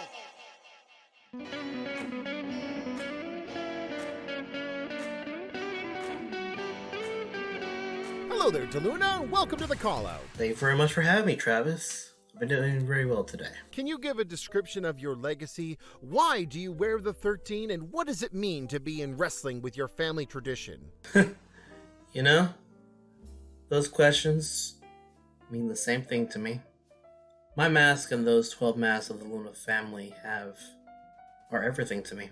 I only hope that the next family member that wears this mask will look to me as I look to my father, grandfather, and great uncle for advice. A huge respect to your father and the rest of your family of wrestlers. Now, Mr. DeLuna, you have paired yourself up with two of the wrestlers on the roster and made yourself the team of Honor Bound, that being Bulldog and Simon the Psycho. What does it mean to be an Honor Bound, and what exactly is your guys' goal? Maybe throw in for the trios belts? Oh, I love being with my faction. Yes, we were created to be essentially a secondary brute force with the brass. But yes, I feel that we deserve as well of a shot for the trios belts as anyone on Flashbang. We've seen a lot of action from DeLuna 13 and some of the most legendary battles in Flashbang. I gotta ask you, what's next for you specifically? Are you looking for some singles run? I hear Victor Vicious is looking for somebody to fight him. You know, as great of the opportunity for that belt as that would be, like my partner Simon, I'd be honored, pardon my pun of course, to challenge Brockhiser for his Interdimensional Championship. If he'd be willing, I bet we could tear the house down. What gets you into the ring? What does it mean to be in the squared circle? And why do you keep doing it? Above all else, growth. Fans of MNW might remember that my beginning attire was a pair of plain pants and a red sleeveless t-shirt. That wasn't by accident. That was me inadvertently saying that I didn't deserve to be here at the time. But now, I can say that win or lose, I am 100% where I belong. There has been a lot of discussion about Honor Bound's moralities, but we're not looking at that right now because I totally think you guys are really cool. But my question is Honor Bound going to remain a trios, or are you willing to extend an olive branch to somebody in the roster? Well, you know, I have friends in almost every faction in this promotion. But I can't say for sure what the future brings for my crew. Just know that we will welcome all comers. We share our feelings. Now, I can tell you, we've seen you face against the Outlaws, and Jack the Questionable. I know he gets under your skin, and of course, I would say your strongest rival, Kevin Blackwell. Now, we haven't seen the Gladiator for a while since that Shere Khan match, but I'm kind of curious, if the Gladiator returns to Flashbang, will we see another match between the Gladiator and DeLuna? Oh, Kevin. You know, as much of a living hell as he tried to make my life, I actually kind of miss him. Our matches brought out the best in me, made me a better wrestler. So ironically, yes, if he ever shows back, I think we have a score to settle. And Kevin, if you're watching, I dare you. Is there anything else you'd like to tell the Firing Line audience? All I want to affirm is, once again, Honor-Bound is not your enemy, MNW. Personally speaking, I can't wait for whatever comes in the future. Thank you for having me. Well, that was DeLuna 13, everybody. I wonder, if you take two DeLuna 13s and put them in a match, does that make it DeLuna 26 or DeLuna squared? Or does that make it DeLuna 13 squared and that makes it 169 squared? Oh God, the math police are here! Ow, ow, ow, okay, let me do my outro. And if you want to see DeLuna 13, check out Friday Nights with Friday Night Flashbang at twitch.tv/EdwardBosco. Ow, ow, my name is Travis. Oh, and thank you for the call out. All right, I'll subtract my statements. Oh, I deserve that one. Ladies and gentlemen, that was the call out, and I gotta hope you're okay, Travis. I hope they didn't rough you up too much. I'm not gonna lie, the math police have a weird submission policy. And I don't like it. So, if the SWAT team is Special Weapons and Tactics, would you call the math police the Special Weapons and Mathematics? Fuck off. I'm leaving. What? I'm gone. I'm out. I'm out of this fucking booth. God damn it. Hang on. No. Show's over. Show's over, folks. I'm kidding. We still have Warzone to go through. How dare you? I made all these notes. I cried on half of them. Thank you very much. We've got a lot of good content, though, in all seriousness. You are very dedicated to your craft, and I appreciate your dedication. But first and foremost, we are going to go ahead. We're going to go right on ahead and get started, ladies and gentlemen, with some words from the general manager of MNW Warzone. Ladies and gentlemen, Jerry Aldini. Good afternoon, Multiverse. I am Warzone General Manager Jerry Aldini, and I have some announcements about today's show that I need to get out of the way. So first, the good news. Today, Daggerick will face McMorgan in a 20-minute hardcore Iron Man match. Not just an Iron Man match, a tables Iron Man match. See which one can put the other through how many tables in 20 minutes. And, of course, we have the Three Kings taking on Meme.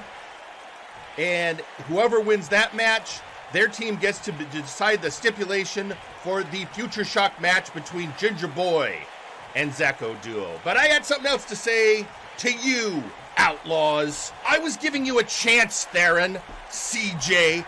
I was giving you a way out of the doghouse so you could have a shot at going after the titles at Future Shock. And then, last week, you interfered in the main event. Well, guess what? That doesn't come without consequences. You're out of the match. You hear me? It's going to be High Voltage versus Blood Money in our main event to determine who is the number one contenders for the... Oh, for God's sakes, what does he want? HR wants some words with Jerry. Never a good time. Jesus! Oh, God, there he is. Let me stop you right there, Mr. Aldini. You're in the midst of an HR violation. Jerry.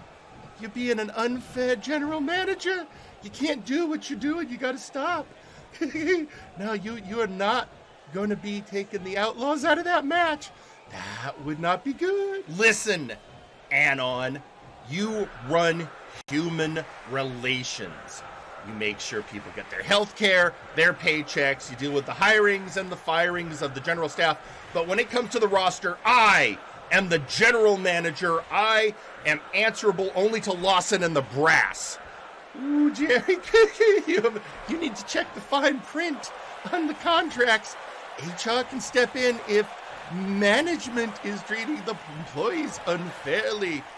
And that is just what you're doing to those poor outlaws. They're mercenaries, Jerry. Mercenaries. That means if they got a contract, they got to fulfill it. Wait a minute.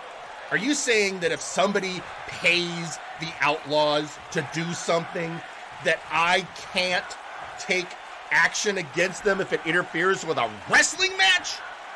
Wait a minute. Does that explain what the hell's going on Flashbang all the time? Good God. Is that actually a rule? Oh, it is, Jerry, it is. So the main event is going to go on as planned.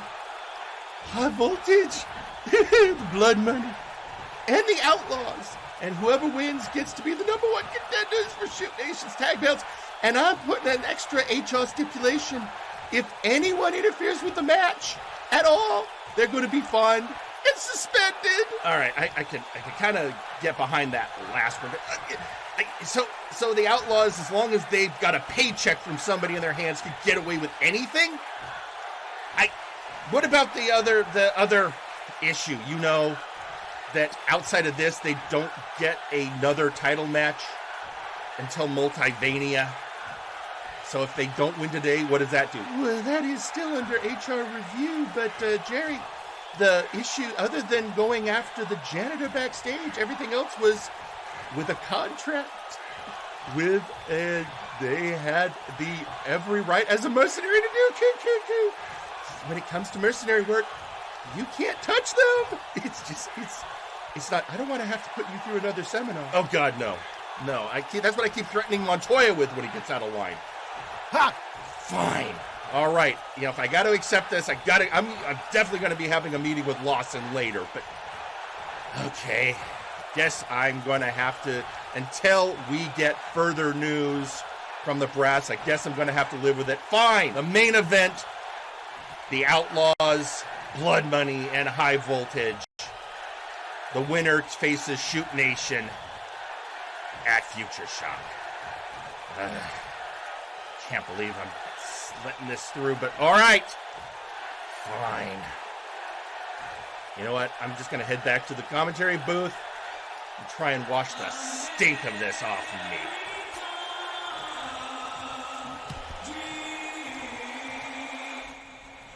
So the ongoing feud, I guess you could call it, of Jerry Aldini and the Outlaws is still going, ladies and gentlemen, and Jerry trying to get the Outlaws away from the tag team contention match later on in the night.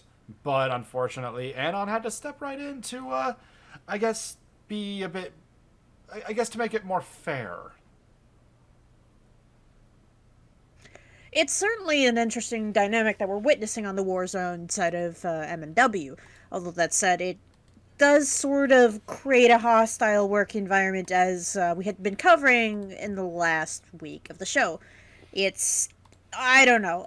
I'm gonna try to keep my nose in my work, do my notes, and stay away from any vents, that's for certain. Well, I mean, I will mention this because we had a bit of an problem with this when it came to, at the very least, for Friday Night Flashbang back when it first started in 2019. There were people taking on mercenary work, but the mercenaries themselves were getting a little out of hand, and the brass had to implement the backstage personnel policy where none of the talent could put their hands on anybody who works backstage, you and me included. And I'm afraid that it might spill out into something negative, like a very negative light, especially with people going, oh, I was just doing this because I got a paycheck. So hopefully we have a good, hopefully there's like some sort of like registration policy in the future. Absolutely, I would 100% agree with that, especially with the lead up going into Future Shock in a matter of weeks. now is not the time to be messing around with the backstage security or anything like that, because we have some very important matches that we are looking forward to in the future, and I don't want to see more than half of the Warzone roster angry because people keep cutting the line or they keep having quote-unquote contracts placed on the title matches and things like that. That runs into a very gray territory that I don't believe is a very safe nor professional work environment. And if there's anything Jerry cares about, it's having a professional, clean environment that's relatively safe for everybody involved. He doesn't like the idea that we might turn into a flashbang incident. At the very least, the early days of Flashbang before Lawson had to come and step in to rein in a lot of the talent. But here's another question: who's paying the Outlaws to interrupt these matches if they're under contract? Well, that's a very good question. Hopefully we'll be getting some answers sooner than later. Unfortunately about this business, when we have very intelligent and very surreptitious individuals poking around in everybody's business, it's sort of only a matter of time before such contracts are made public. And that's going to be best for everybody. Most definitely. But until then, we have the patented MNW showcase to get to and a whole lot more Warzone to talk about. Coming up next, we have Rapture New Road starting us off. Turn this down a little bit. Coming in second, we have the leader of Omega Club, Alpha Kong. So, coming in third, we have, sporting a new mustache, ladies and gentlemen, Seth Justice Jackson. Coming in next, we have Papusa Monkey P.I. and then Hightower of the Burning Lounge. They got Fear the Terror Angel coming in right after Hightower. And then the Sasquatch Wing.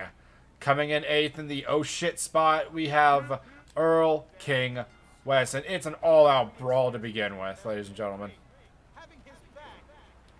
Absolutely. Although, can I say off the at the top of the showcase review, I'm a fan of the new mustache, personally speaking. I saw some people just hated it, but I think it suits him. I think it looks good. See, a mustache is very hard to pull off nowadays, but I think it wears Seth very well, like a glove. Like, I'm not gonna lie, I get a very authoritative figure vibe from him with that mustache on. Well, he is the head of the Jackson investigation firm, our equivalent to the APS on the Warzone side of things, which is very fortunate. And it helps, too, that we have Papusa on the scene as well, keeping an eye on things, especially with folks like Earl King, and I don't know what the deal with the Angel is. Hopefully it's not going to tell me to not be afraid, but its name is Fear, so... I don't remember the lore behind Fear Strikes, but I believe he is a fallen angel. From what we do know, he is a fallen angel. Oh, well, that's quite interesting. I don't know, the glowing eyes kind of scare me a little bit, I'll be honest. I mean, we have like 16, 17-ish wrestlers with like some form of glowing eyes. I don't know. It's just angels specifically where I don't know. I get a little weirded out over there. Although that's certainly not going to bother Sasquatch, who was often in the presence of another individual like that. One Raphael Sampson, who we'll hear about later, I'm sure. Sasquatch has been very angry ever since the big oof upset on the latest show. And he is taking out his rage in the ring, as we can see him he's been from the start going after mostly Earl King in the corner over there. Although Rapture is certainly giving him a bit of a hard time. And then we have Hightower and Fear Strikes over there on the left-hand side, squaring off Papusa and Alpha Kong going at it. And then looks like Hightower's got Fear Strikes by the Goozle, but Fear Strikes kicked right out of it. Some quick combination strikes to Hightower. And then looks like Seth Jackson's going up against Earl King West. And Sasquatch is taking a bit of a snooze. Oh, frickin' stunner. Straight onto Hightower. 2-3. Hightower has been eliminated. Got an Alpha Kong just trying to get up with all these wrestlers bowling and rolling over him. Oh, and he's decided to target in on Fear Strikes. A bit of a miss with the throw, but he's getting right back into it again. Yeah, and I mean, let's face it, Alpha Kong is probably one of the stronger dudes in this match. I have seen that man lift Sasquatch more times than not with ease. No kidding. That's certainly, well, I mean, with a veteran like him, I can't say I should really be that surprised. And we had Seth Justice Jackson get eliminated by Earl King West via Wrath of the Goblin King. All looks like that. We got Papusa putting the cuffs on Fear Strikes. Is Fear Strikes going to tap? No, he gets the rope and kicks right on out of it. And then we got Alpha Kong pinning Rapture. 3. Also, I can't believe I didn't say this before, but Mustache. Mustache. Anyway, we had to get that bit out. Let's see here. We got some interesting actual wrestling moves from Earl King West. A takedown and actually trying to roll up Sasquatch ring, but Sasquatch kicking right out of it. See, I never really figured, I'm more surprised when Earl King actually does, like, you know, wrestling moves, because he's more of a striker based kind of moveset. That's quite a good point, which that can be very useful. In a showcase where you just have to, especially with a reputation like he has, you just have to be able to get people off of you. But it is by pinfall or submission in order to actually win this showcase. So we'll see what he has in store for later in the match. You know, Alpha Kong and Papusa just going at it. And Papusa throwing him over the ring to kind of clear the center a bit. And we have Fear Strikes being eliminated by Sasquatch after that big body slam.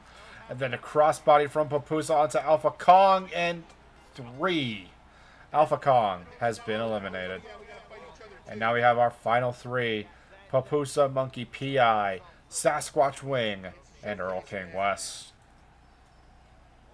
A very interesting mix in here. I have to say I was personally rooting for either Sasquatch or Papusa, especially with Papusa's more recent return to Warzone, having been discharged from the hospital, as I was saying earlier. Oh yeah, most definitely. Like a showcase win after making his return would definitely turn the tides in his favor, but it's hard to get up after a Wrath of the Goblin King. 1, 2, 3. Unfortunately, Papusa has been eliminated. The last 2 of this match, Earl King West, and the current Battlegrounds trophy holder, Sasquatch Wing. Absolutely. It was announced on the previous show or so that Sasquatch Wing is the current holder of a single wish, meaning he can challenge for any type of match, any type of stipulation against anyone that he wants. And it has to go through. I think the wish is being implemented for this current Battlegrounds, but I could be very wrong, and you could be right. It's more likely that I'm wrong. And you're right in this one, but I think the wish gets implemented with this current Battlegrounds, and Sasquatch gets to keep the title that he was given. Well, either way, I certainly look forward to just the idea of more of Sasquatch in the future, wish or no.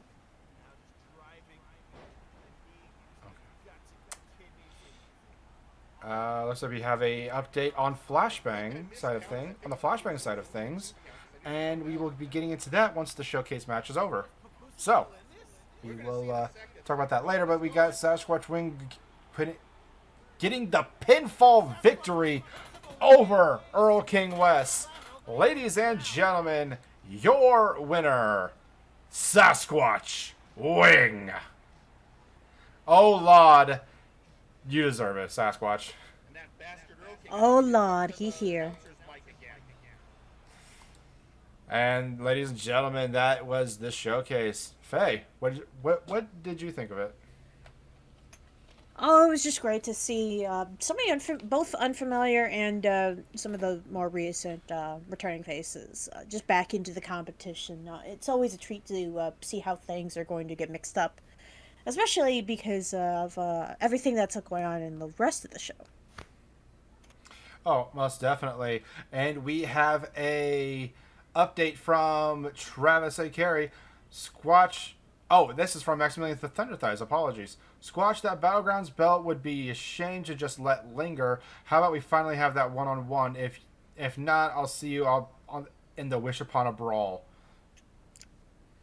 Absolutely. The Wish Upon a Brawl, a series of, I believe it's 8, a total of either 8 10-man or a 10 8-man matches. And there will be a total of there will be a set of starships, after which the collector of all of them will be granted a single wish in the Wish Upon a Brawl.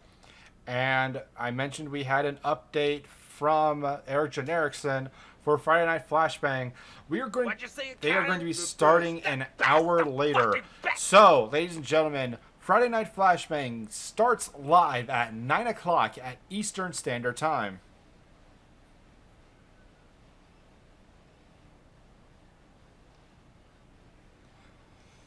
And ladies and gentlemen, we are going to move on to some wise words from the Allfather, Arkolf.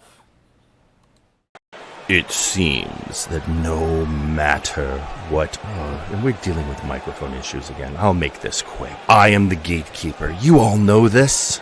So, with that in mind, I make a simple proclamation. Jaunt Tristram, you are the newest member of our locker room. But you have not faced me. So I am invoking my right as gatekeeper. You and I, today, later in this card, are going to have a match, and you will prove yourself to me. Or not. It's up to you. See you later today, Jaunt Tristram. The rookie Jaunt Tristram just got called out by the gatekeeper, the Allfather, Arkolf. Yikes. The Allfather is certainly he seems a bit bloodthirsty, I'm not gonna lie. Although, that's quite, just his nature. He likes to invoke that right every now and again. Make sure the new, blood of, Warzone and the shows don't go untested.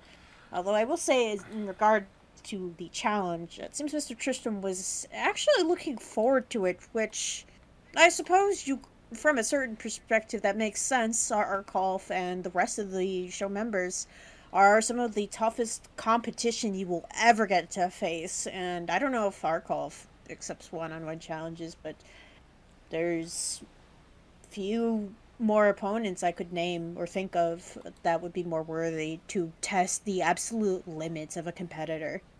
Oh yeah, most definitely, especially after that gauntlet match that he had last year. Oh man, yeah, there is no one better suited to test it's just like you said. There's no one best suited to test the limits of a new competitor than the Allfather himself. But ladies and gentlemen, we will be seeing that later on in the night. But first, we have to deal with a little bit of business from Cloud9. We have Sergeant Major Payne going up against Locken. I believe this is another attempt to recruit Locken into Cloud9 after Ignacio Cervantes' loss last week. Stalling suplex. Oh, he's squatting. The power on this man. Just sheer dominance being displayed, especially with the camera right on you in that. setup. Oh, just wrestling him down and just laying in as many blows as he can. Most definitely. And Logan just pointing and laughing. The comedian is pointing and laughing at the unknown soldier as Payne just retches down at the neck, just dropping his knee too.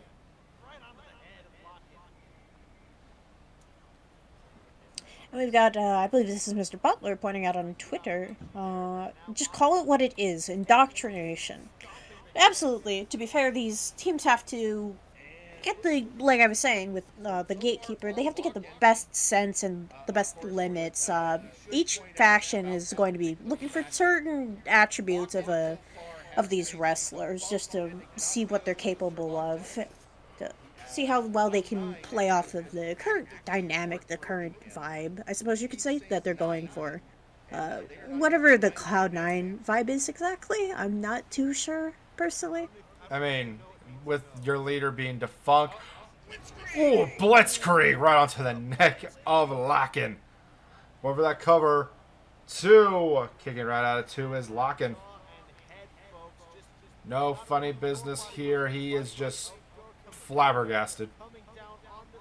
Like, I'm sure Cloud9 has like some sort of like vibe check that they like to adhere to, and Locken definitely probably fits that, especially with his side work, being a comedian. Ooh, quickly dodging that and delivering that very, very vicious-looking clothesline. What was that lariat? I couldn't tell the weight of God behind it. Ooh, back soup. Belly to belly. Suplex still being delivered. And just beating frickin' Payne right in the skull mask. Yeesh. Well, his name is Sergeant Major Payne. If anyone can handle it, it would probably be him. Ooh, German right into the turnbuckles. Yikes. 2. Kicking right out of 2 is Major Payne.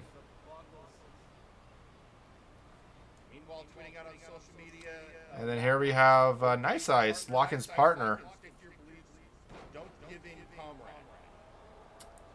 Giving some reassuring words to not join the defunct's Cloud9 faction. I completely keep forgetting that they actually show social media comments in the matches on Warzone. Right, Warzone does like to point out some of the things that are being discussed. Forward escapes are nice. They don't have good parts. Oh, that's Uzra, I believe. Just an after comment on Michael Montoya's car. Rest in peace, that car.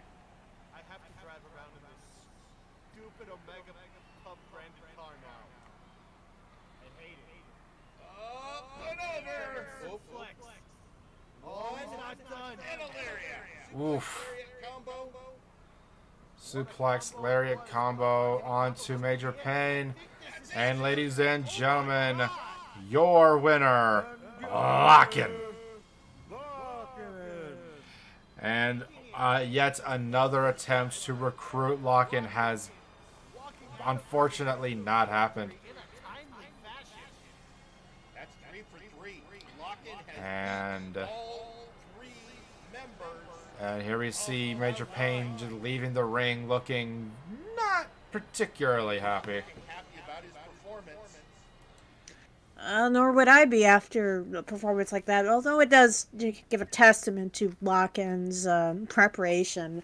The sheer upper body strength of that man. He is, especially with his core lifting, a very powerful individual and a very powerful addition to anyone's potential faction. Absolutely. Yeah, but I think that, I mean, it's definitely obvious that Locken's mostly holding out for, he's holding out for Nice Ice's return. He's not going to want to join anybody until Nice Ice comes back, because at the very least then he can be with his tag partner. And ladies and gentlemen, coming up next, we have we have some words from the janitorial staff. So, ladies and gentlemen, the janitor. Storyteller, my old nemesis. We had that conversation recently in the ring where I got the answers of what your plans are. Funny that, amongst all of those plans, there was one thing that was omitted. A slight detail that is important. You said nothing about the Big Oof Championship, and yet now you hold the belt, and with the interference of the Outlaws, you hold it in the most dubious of fashions. And that I find concerning. But you and I have enough history that I know what has to be done. Because it is, by tradition, an open challenge belt, thanks to our esteemed Mr. Sampson. So, since I'm sure you're going to follow that tradition, let me just jump to the chase. Storyteller, I'm calling you out. I am challenging you for that Big Oof Championship. And Right-hand man, you'd even say. well, I mean, he and Uncle Dunk, sure. Of course, we've seen how Uncle Dunk has gotten, and we'll be hearing from him later. Hey, man, it's been a while since we last talked. Janitor. It's weird that can't calling you by your name. But I know it's been a while since we talked, and you know this whole thing with Storyteller. And I don't think you should do any of this. McCheese, my dear boy. I understand concern. I know that you have always tried to do what's best for me, and but I have to remind you that doesn't always work out. You thought stealing Uncle Dunk's hat would help get me out of my malaise, and of course we saw what happened there. But I know your intentions are always pure. Yeah, I try my best to, you know, help people out and, you know, do what's right. And I know the Republic's long gone. I know, I guess ties are cut, but I still consider you someone as close to me. And I want to tell you that I think this is my time. Your time. McCheese, no one knows the Storyteller better than I do, and I feel he is my burden to bear. This is why I challenge him. I appreciate you wanting to step up, but what kind of man would I be if I didn't do what I thought? And I understand that, but you're going after this Storyteller guy. You know how he is. I just want to do my best to help you out, and not just you, but I think he's a dangerous guy. I don't want you to get hurt anymore. You're already reduced to this. Oh dear boy, I'm not reduced to anything. Honestly, I'm happier than I've ever been in my life. I've found my true self, my true calling. I am fine, but I understand where you're coming from. McCheese, you've always been like a son to me. Really, you have. If you feel this is what you need to do, I will support you. Well, if you consider me a son, then I don't usually do, but I'm gonna ask you this. Then, as a father figure, let me learn. Let me take this step, and let me challenge Storyteller. Let me go after that. Very well. I'm trepidatious for this, but I will support your decision. And you will bring honor to the name of our long-lost republic. So yes, McCheese, I agree. You, with my support, go after the Storyteller. I will do what I can to prepare you for his machination. Thank you. I'm gonna make you proud. I'm gonna make everyone here proud. And I'm gonna put Storyteller on notice. You're getting Sir McCheese. You're getting the Gouda Boy. And behind me, in my corner, is someone I care very much about. I love you, man. Thank you.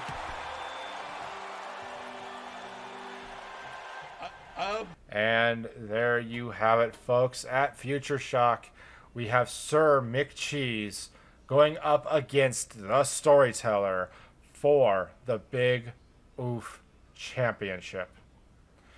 And if I'm just saying, I am a jaded, unemotional, miserable old man. And even that was tugging at my heartstrings. If you didn't feel anything from that, I don't know what to tell you. gonna cry again. Wait, you. Oh, you mentioned the Yeah. tear. Oh my god, I am so. I was trying to take as many notes as I could, but when he called him father, I started sobbing over everything. I've just got oh, you'll see here. I've got, you see all these are my mascara Yeah, lines. It dripped off onto the paper. Yeah, I see that. Oh my gosh, I am so sorry. No, it's okay. It was so wholesome. Everyone, I saw a lot of people crying. It's okay. Yeah, like I'm believe me, looking forward to it so much. Believe me, Brad was wailing for like a solid night, and it was annoying. But you know what? He was sad, man. Oh. Oh, this is so great. It's like a fairy tale. You know, a knight is gone on his quest. He wants to make his the place he came from. He wants to make him proud. He wants to make his mentor proud, and he wants to stop the storyteller with a shot at the Big Oof Championship. Which, very interestingly, it's nice seeing McCheese in a very way. This is him getting a different shot as opposed to the Nexus Championship, which he did face Lady Boots for. And while he didn't win, it was very clear that he still held the love of the people. They held the love of him in their hearts, and they still do. So I can't imagine there's anyone right now in the contentionship for this belt that has as much loved backing as McCheese. Most definitely, like he is. Like it doesn't matter if you're with or against him. Everybody loves McCheese. Like he's the Gouda boy for a reason. It's not just a funny pun. It's legitimate. And we will see this next Saturday with this Saturday, the Go Home Show coming up quick, ladies and gentlemen. So I would not miss out on that. But until then, we have a match coming up next between the Doctor of Albanomics versus Maximilian Thunder Thighs. And here we see Albatross coming down to the ring, representing VIP, just swaggering on down as if he just does not care. Absolutely, he's been expecting Max ever since I wouldn't say an interference. It was Max who came out to stop the Doctor, and suplex Sam when they tried to come in for backup for VIP, and on the Pharaoh himself actually. So this is Albanomics, a little chance to get some hits in, get a little bit of maybe take down Max and get him out of the way of VIP. Because he is going to be a thorn in their side if they don't rip him out of the competition. Yeah, and ladies and gentlemen, coming up next, his opponent, the Behemoth, Maximilian Thunder Thighs. Coming in, and my God, does he look confident, ladies and gentlemen. If McCheese is the essence of everything that is pure in the world, this man right here, Maximilian Thunder Thighs, he's the picture perfect of confidence and just overall, like, just drive. His enthusiasm to get what he wants, especially to do what is right, is outstanding and, dare I say, unhuman.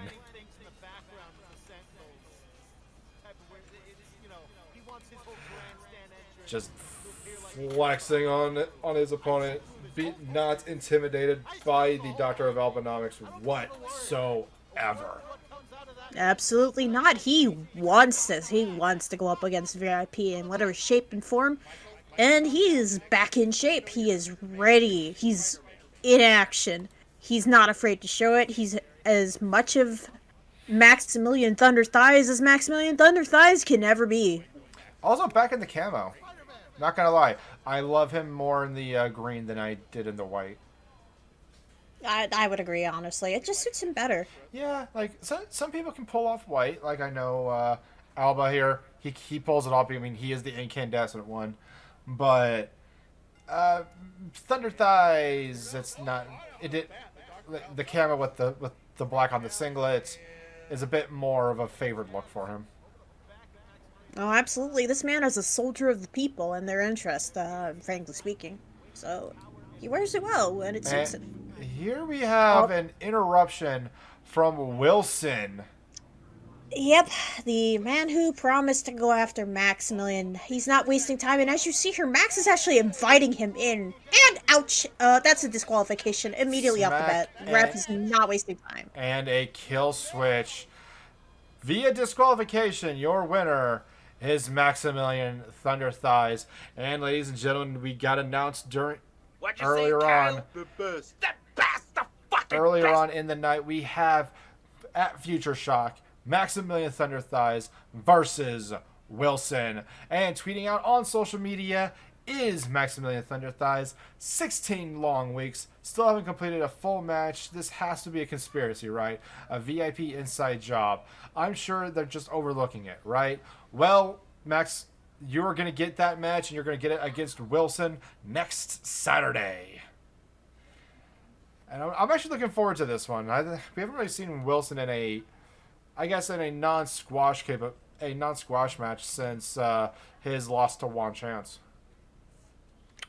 Quite true, and Wilson has been gunning for the rest of the roster. He wants revenge against what he feels is a company that has humiliated him. That match with the Mogul was simply the last straw on a mountainous pile of just pens and complaints and just hatred. And he's snapped, and he's going to take his revenge out on something. And Max is more than willing to wrestle it out in the ring, just settle this between them. Most definitely, I cannot wait for it with the technical expertise of Wilson, and as well as the power game of Maximilian Thunder Thighs. They have faced numerous times before, but I think this is going to be the biggest that they've ever done. So, ladies and gentlemen, coming up next, we still have the rest of Warzone to go through. So, coming up next, we have some words from the Sith Lord himself. Speaking about revenge, we have the Revenge of the Sith. Coming up, we have some words from Exar Kun. Conquest Bloodline. This is a message from the Sith Lord Exar Kun. My apprentice Cain, doing so well under my tutelage, has won the right to face Future Shock. He will challenge you for the Nexus Titan Championship, and of course, he will be victorious. But there is so much time between then and now. So, I have a proposition. Carnival. Now that you've been dealt with by human resources, why don't you and I meet in the ring? Let us consider ourselves an appetizer for the main event that will be that match at Future Shock when Cain brings honor to our lineage. And I'm not asking for anything fancy, just bring your oddly shaped face to the ring with your velvety, muppety hands, and I will show you the true face of your feelings. I will break your chains. Trust me. I will set you. Trust me. I will end any thought of dominance by the conquest bloodline. Exar Kun hyping up his apprentice Cain before his match against Lady Boots next week. But first, on Saturday on the Go Home Show, we will have probably on the Go Home Show. We haven't really had a official match graphic released to us yet, but we will have Exar Kun going up against Carnival. Absolutely, Exar Kun wants to display the absolute best of his apprentice Cain, and he is more than willing to have the lead up be himself and Carnival in a match. I'm honestly looking very forward to that. I want to see what Exar-kun brings up against Carney. I mean, I'm definitely looking forward to that, as well as the match between Kane and Lady Boots. Both are experts in their field. I mean, Kane, the master of 8,602 moves. Lady Boots, the main event mistress, the mistress of corruption, the punishment princess. I mean, her titles are endless at this point. And she has shown, I mean, if the C101 was any indicator, she has shown that she is by far one of the best strikers that Warzone has to offer. No, absolutely. And Kane has, this is quite the worthy challenge for him. I want to see what he can bring up against the Mistress coming up in this Future Shock match. Oh, me too. But until then, we still have a, well, we had a match, we had a promo earlier that called out a specific rookie. And we have here the Allfather coming down to the ring in preparations for this newcomer. But that doesn't look like the same entrance, because who comes down to the ring next is Dr. Caliban and his son Christopher, also known as the Creation. Absolutely. It was pointed out by the by commentators. Oh, and there goes the ref. It was pointed out by commentators that Caliban had actually stepped in because not only did the rookie need more time to prepare, House of Caliban has unfinished business with the Murder Cave, and they want to settle things here. Christopher over here, absolutely unafraid to go up against the Allfather. Very clever placement, really, by House Caliban. I don't think that Caliban instilled fear into his son, if I'm being completely honest, when he was creating Christopher. I don't think fear is even possible for the Creation. Well, perhaps not. Some weeks prior, he had attacked Chaz Lee, and this was called out, actually, by Dr. Grimm, who declared that the peace treaty between House Caliban and Dr. Grimm's forces of the Murder Cave has been nullified. They are back at it once again in a more open field, shall we say, and perhaps this is the first shot fired on behalf of House Caliban, a very clever way, if I must say, to do so. I mean, if you ask the Murder Cave, the first shot fired was Caliban trying to heal Vince Smoke Sanji of the last remnants of the hat. So, this, I guess it's like Grimm, as much as I really loathe mentioning it. As much as Grimm mentioned, their Cold War that he and Caliban were having, I guess this is just the start of the start of the blaze that is the what could possibly be an inevitable all-out war between the both factions, honestly. No, absolutely. Let's not speak of the good doctor too much. He does like to instill fear even into the commentators by pointing some things out and making offers across both Warzone and Flashbang, as we've seen. Don't remind me. I'll tell you the story later, but let's just say it's a little personal on my end. Oh boy. Alright, well, speaking of personal, the Creation is just taking it to the Allfather over here. Most definitely. Like, he's definitely giving the Allfather a run for his money. Going for a cover, gets a 1 count. I think the Allfather, I'm sorry, go ahead. I can only imagine the rage, though, that Christopher must be feeling to have his father, his creator, so viciously attacked by the Murder Cave in the ring. That must have been terrible for him to witness, being so far away and unable to get to them in time. Yeah, I mean, if it was your father being attacked by essentially I guess you could say a rival of sorts, I mean, wouldn't you be perturbed? Oh, I'd be throwing heels, absolutely. Although I'm not, unfortunately, as capable as the Creation to go up against the Murder Cave.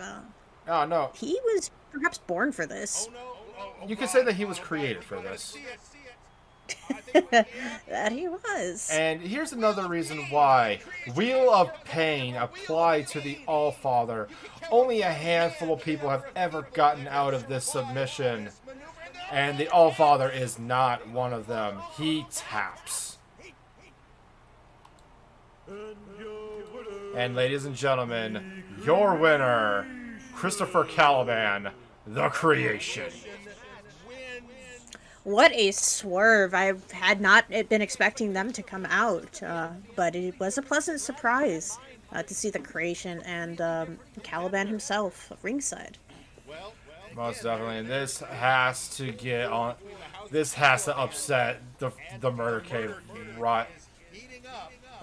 Sorry, this has to upset them a lot because I mean, one of their heavy hitters just fell to the Creations. Someone who's been mostly relegated to Flashbang, but I think the circumstances are gonna.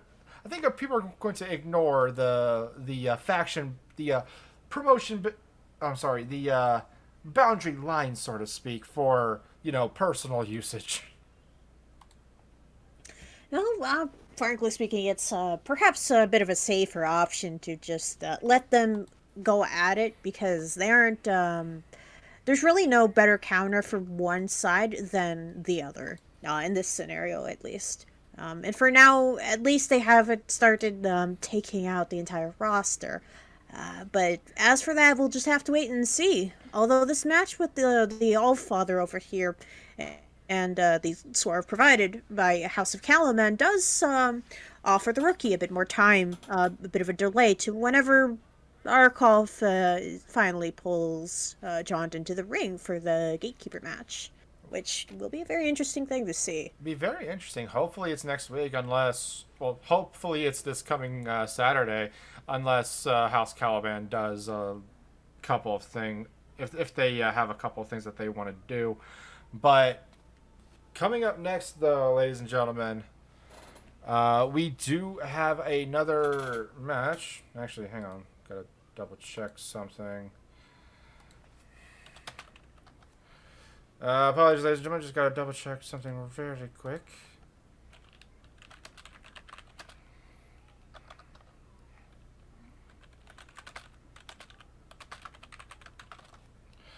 Apologies, Phyllis was notifying me of something before we progress.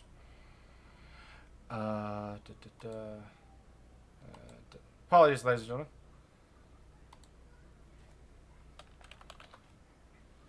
Okay, so, ladies and gentlemen, we definitely got somebody on the phone. So, gonna...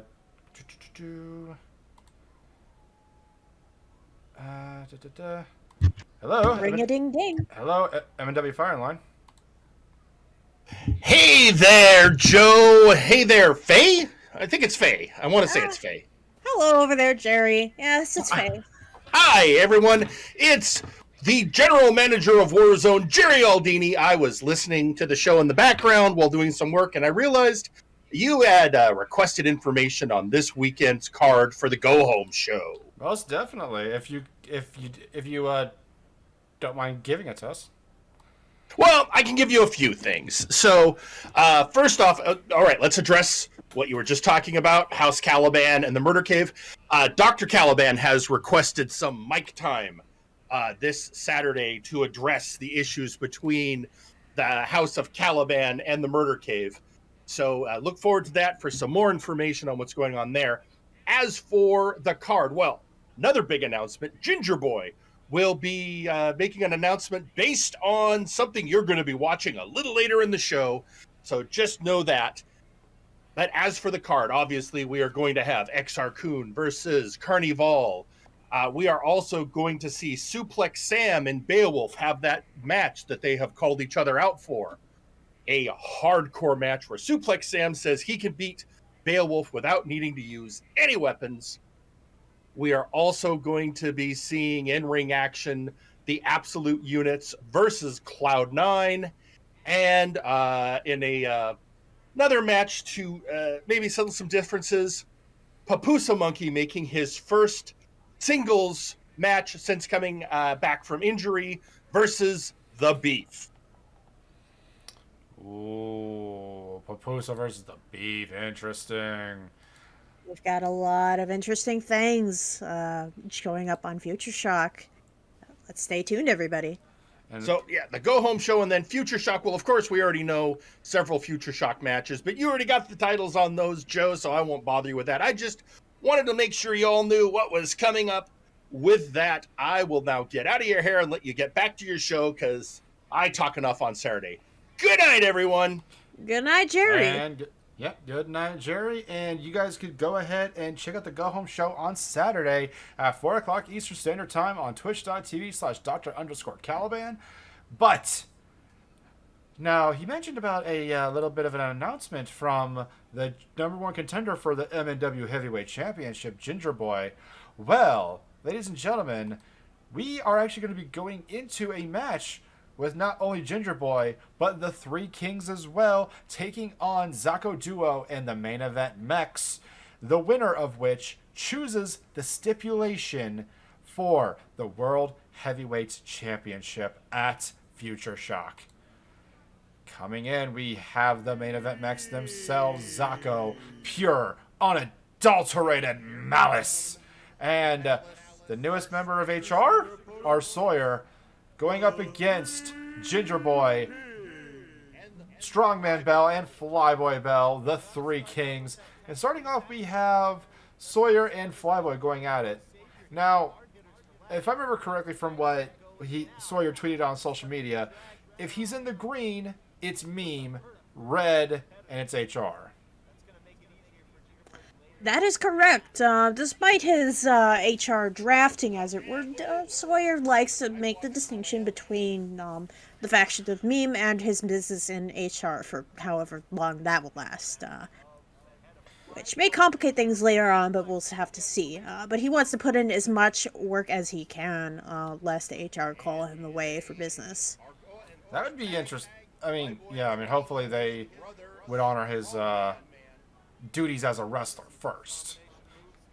But right, it's like how Anon was saying earlier that it's unfair if wrestlers don't have their duties to perform. They are, in a way, the wrestlers themselves are on contract to do their best and to fulfill their matches within the cards. But look at the power that's on Strongman Bell, though. The younger Bell, bro, is like, he lives up to that name, being the strongman of the family. Absolutely necessary when you have someone such as Malice in the ring to contend with. And we have Sawyer here tagging in Zako Duo before skirting out of the way, letting him put in some damage on Strongman. As Sawyer makes his way out to ringside, Zako just laying it on to the youngest Bell. Actually, I see we have Forrest the Fortress Wade in the chat. Hey, we were having a discussion earlier, Fortress. Is the VR Junkies headsets the tax write-off? We were curious, and we were just wondering if that if you'd let us know on social media sometime. Apologies for taking away from the match, but I just noticed them. It is? Okay, interesting. Thank you. And then here we have the #1 contender getting tagged in, Ginger Boy, contender versus champion, and here we have Ginger Boy tying up Zako into a Rings of Saturn, just retching at the shoulders of the world champion. He knows those arms have had quite the time since Asir disengaged them several months ago now. Wrestling attire always is good to know. And then here we have pure unadulterated malice being brought in to just put the hurt onto Ginger Boy. The power on display. And then here we have a hoss fight. Strongman Malice just going at it. Oh, and a spear that was countered into a DDT. Absolutely, like I was saying, Strongman Bell is their best counter up against the mighty, malicious Malice over here. a very fearsome competitor. And it looks like Strongman is calling in Flyboy for a bit of a reprieve to just get some damage and some change in. Yeah. And we got Flyboy wrangling him back into the corner over here. Well, Flyboy has a penchant to go after the bigger opponents anyway, but tagging in his younger brother, coast-to-coast drop kick onto And Malice. Ginger Boy getting out of the way very early on. He knew what was coming with that setup. Oh, and that flapjack onto Strongman, though. Yeesh. Also, I see you, Sawyer. I do apologize. It was a Freudian slip. As I also said Ginger Boy and the Three Kings, which doesn't make sense either. In fact, that makes less sense. Actually, yeah, that actually does make a whole lot less sense than I would give it credit for. I'm tired if you haven't noticed. Well, we've got quite a lot to cover over here. Yeah, most definitely. We've had a very, very eventful night across both the Warzone and Flashbang. I mean, yeah, after this, we got a hardcore title match as well as a #1 contendership match for the tag teams in a 6-way tornado tag. Sorry, 3-way tornado tag. Absolutely. Although this match is certainly not one to look away from, as the implications of this match, the results will be leading into Future Shock, with the stipulation decided by the winning team. Yeah, most definitely, because, like, especially, like, say if Ginger Boy wins and makes their title match a submission match. Zacho does not have any submission moves in his arsenal, nor any of them that he doesn't do. Sorry, he doesn't have many submission moves in his arsenal, or ones that he doesn't really pull off very well. Mostly because, like, he mostly uses them as, like, transitional kinds of moves as he's trying to get some form of rest in there. Honestly speaking, that would, if not being a submission-based guy is the weakest part of his game, then I fear literally everything else, because he can get into a war with words with the best of them. He can beat you to a bloody pulp. He can pretty much smack you with any kind of weapon known to man and some to dolphins. But seriously though, it just proves how decent of an all-rounder he is, if that is the weakest part of his game. Yeah. Although Zacho Duo has been on record to say that he wants the best of the best for this company, and he expects the best of the best in the competition. He wants to give the title shot to a very worthy opponent. But at the same time, being a fierce competitor that he is, and with everyone gunning for that belt, I mean, is there any greater gold than the Multiverse Heavyweight Championship? Not really. The Three Kings here need to put in as much damage as they can, because regardless of the stipulation, it's going to be a very brutal match between Ginger Boy and Zacho Duo, some of the best wrestlers that we have on the roster. And it will be a great spectacle, and as we see with spectacles, Mr. Flyboy, a top strongman, what's he going for? On top of his younger brother's shoulders, nice little senton. That snapmare from frickin' Flyboy, though.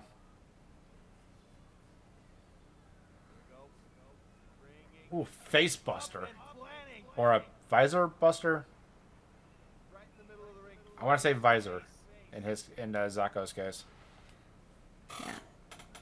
Hopefully made of some pretty sturdy material. Can't have your optics damaged in the middle of a fight. It's like going for the eyes. Yeah. So yeah, like we mentioned earlier, Zacho trying to wrench at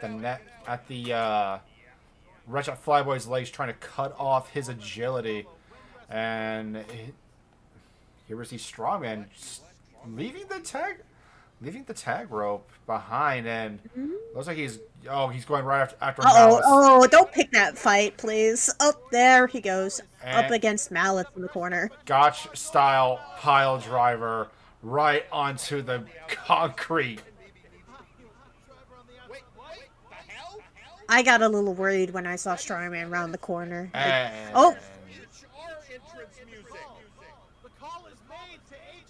And HR calls Sawyer away. And leaving Zacho Duo and Malice alone with the rest of the Three Kings. very terrible timing on behalf of HR, and Sawyer on record saying that HR had called him in, that he has to take this.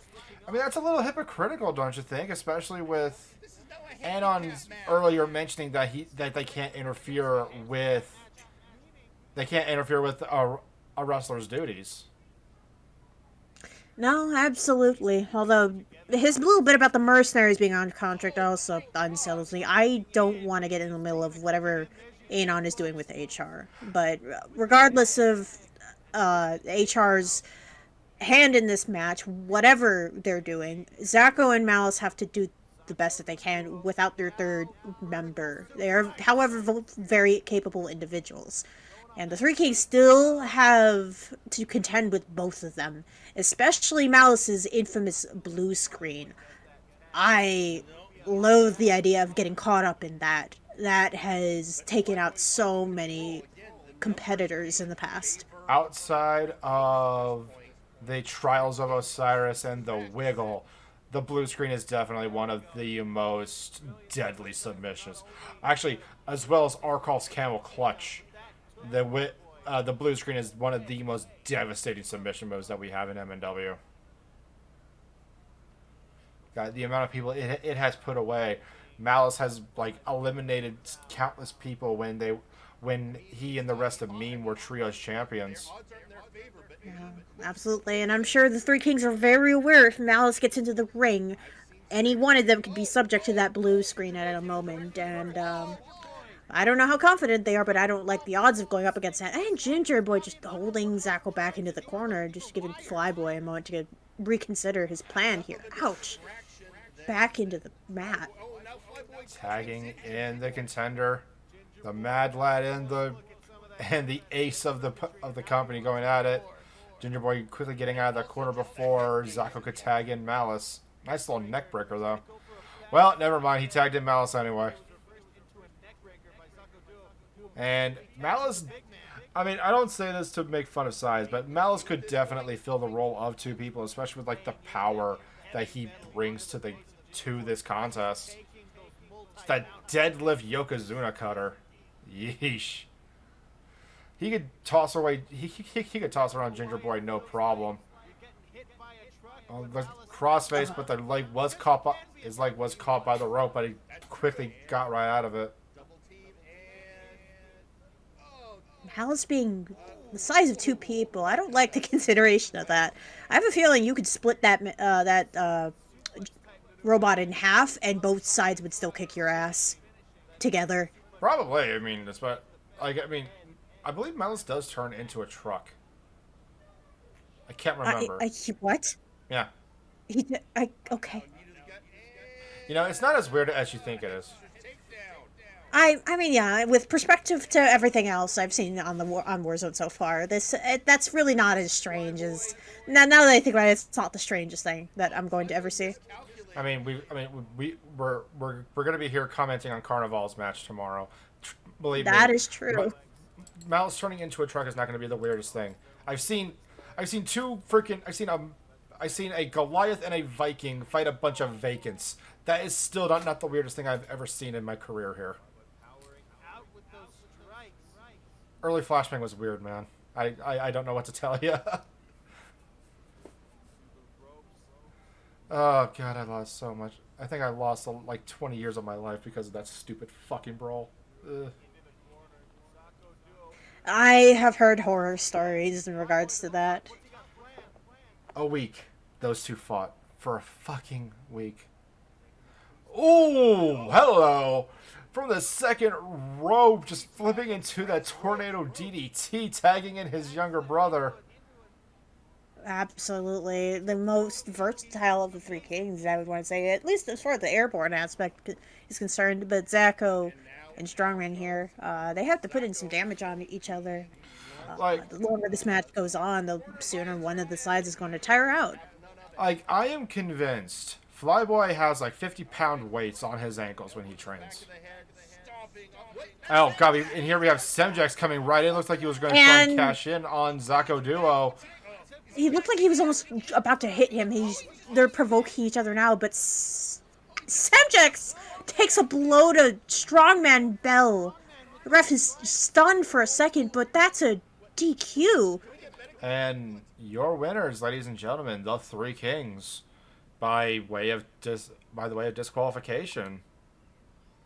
And well, ladies and gentlemen, so that announcement that Jerry mentioned earlier, that is going to be Ginger Boy making his stipulation announcement for what kind of match he and Zako are going to have at Future Shock at the main event.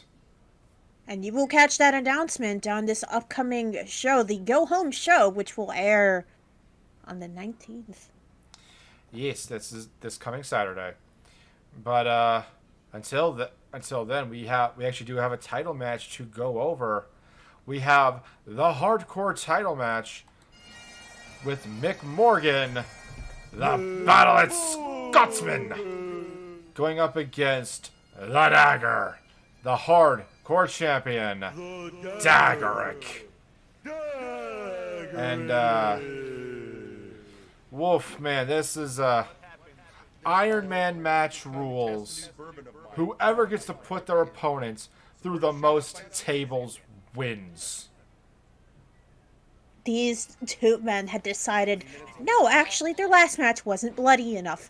So they thought, let's include the tables. Let's make as much carnage as we can in the ring. And I honestly, I had to buy a complete faceplate, and I sat a couple more rows back than I usually do, because I just didn't want to be in the splash zone of whatever we were gonna throw at each other. Yeah, like, yeah, it's one of those. It's hard to explain. It's like one of those like honor between warrior things, and knowing Mick Morgan and kind of how he got started, he lives for the fights, and I guess he wasn't satisfied with, especially with how Dagger was bringing it to TJ the main Gable in late high roll. So far, the first minute of this match. No, absolutely. This was quite the spectacle to behold. The 20 minutes. It felt both like forever and like no time had passed at all, honestly, just because of the sheer spectacle these two bring into the ring, the violence. They don't pull any of their punches, they hold nothing back because that's how much they care for the fight.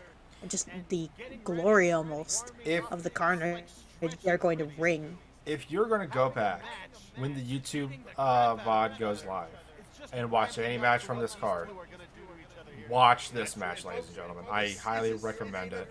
This is. I'm just gonna say this is definitely the best match out of either men's career. This has got to be one of the best table matches I've ever seen in MNW.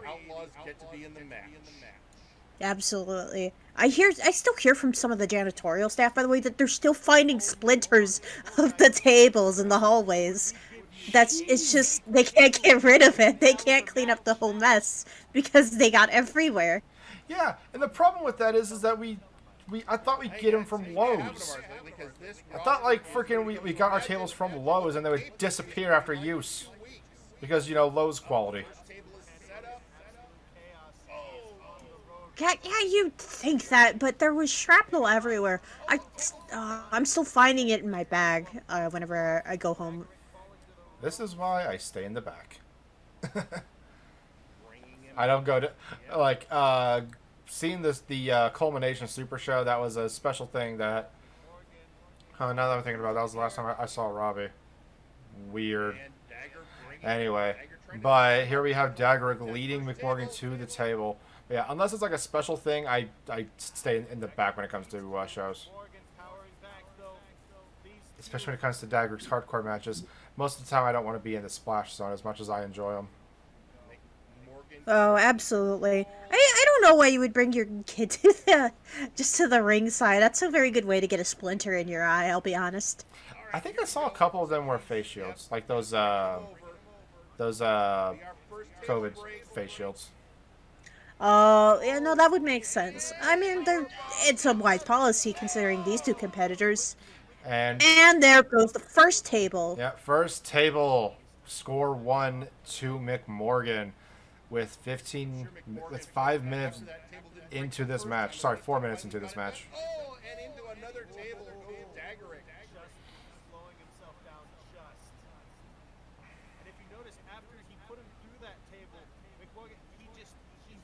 just doing their damnedest to get the score on each other. But these men are hardy, and the tables will break sooner than they will break. Yeah, especially with moves like that, Dagger drop kicking McMorgan right onto the table. Oh, busting McMorgan's head into the table. The score is now 1-1.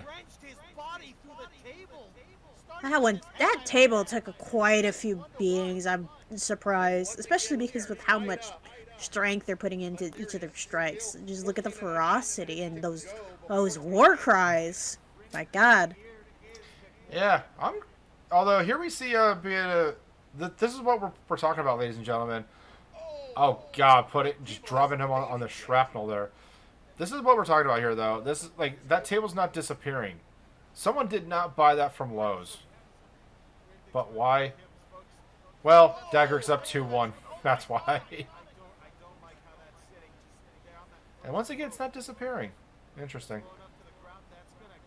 I don't know. Maybe the tables were aware that if they weren't making as much carnage as possible, they would probably get disappointed, both of them. I'll be honest. Oh no. There's something satisfying about seeing the carnage that you wreck with your own abilities. And Dagrick, especially when you pilmanize another man. Jesus Christ, Dagrick. That, for a dwarf, Dagrick has the highest jumps I've ever seen on this roster. I swear on it. No, I believe you, because like he is deceptively agile, and like I have seen that man Goomba stomp freaking cat of all people. That's a 7-foot tall cat person. Yeah, but up on his shoulders, like it's nothing. Maybe he's just used to fighting bigger opponents from wherever he comes from. And Dagrick is setting up a table again with Morgan is still trying to get up. He's just reconsidering the placement, it seems. You know, I just thought about it when you said that he's probably used to fighting bigger people. Fun fact: Flyboy Bell and Dagrick used to tag together as Rhythm and Blues. Really? That's very interesting. Yeah, and you know how Flyboy has a penchant to fight the biggest dude in the room, always? Yes. I think the common theory is that he got it from Dagger.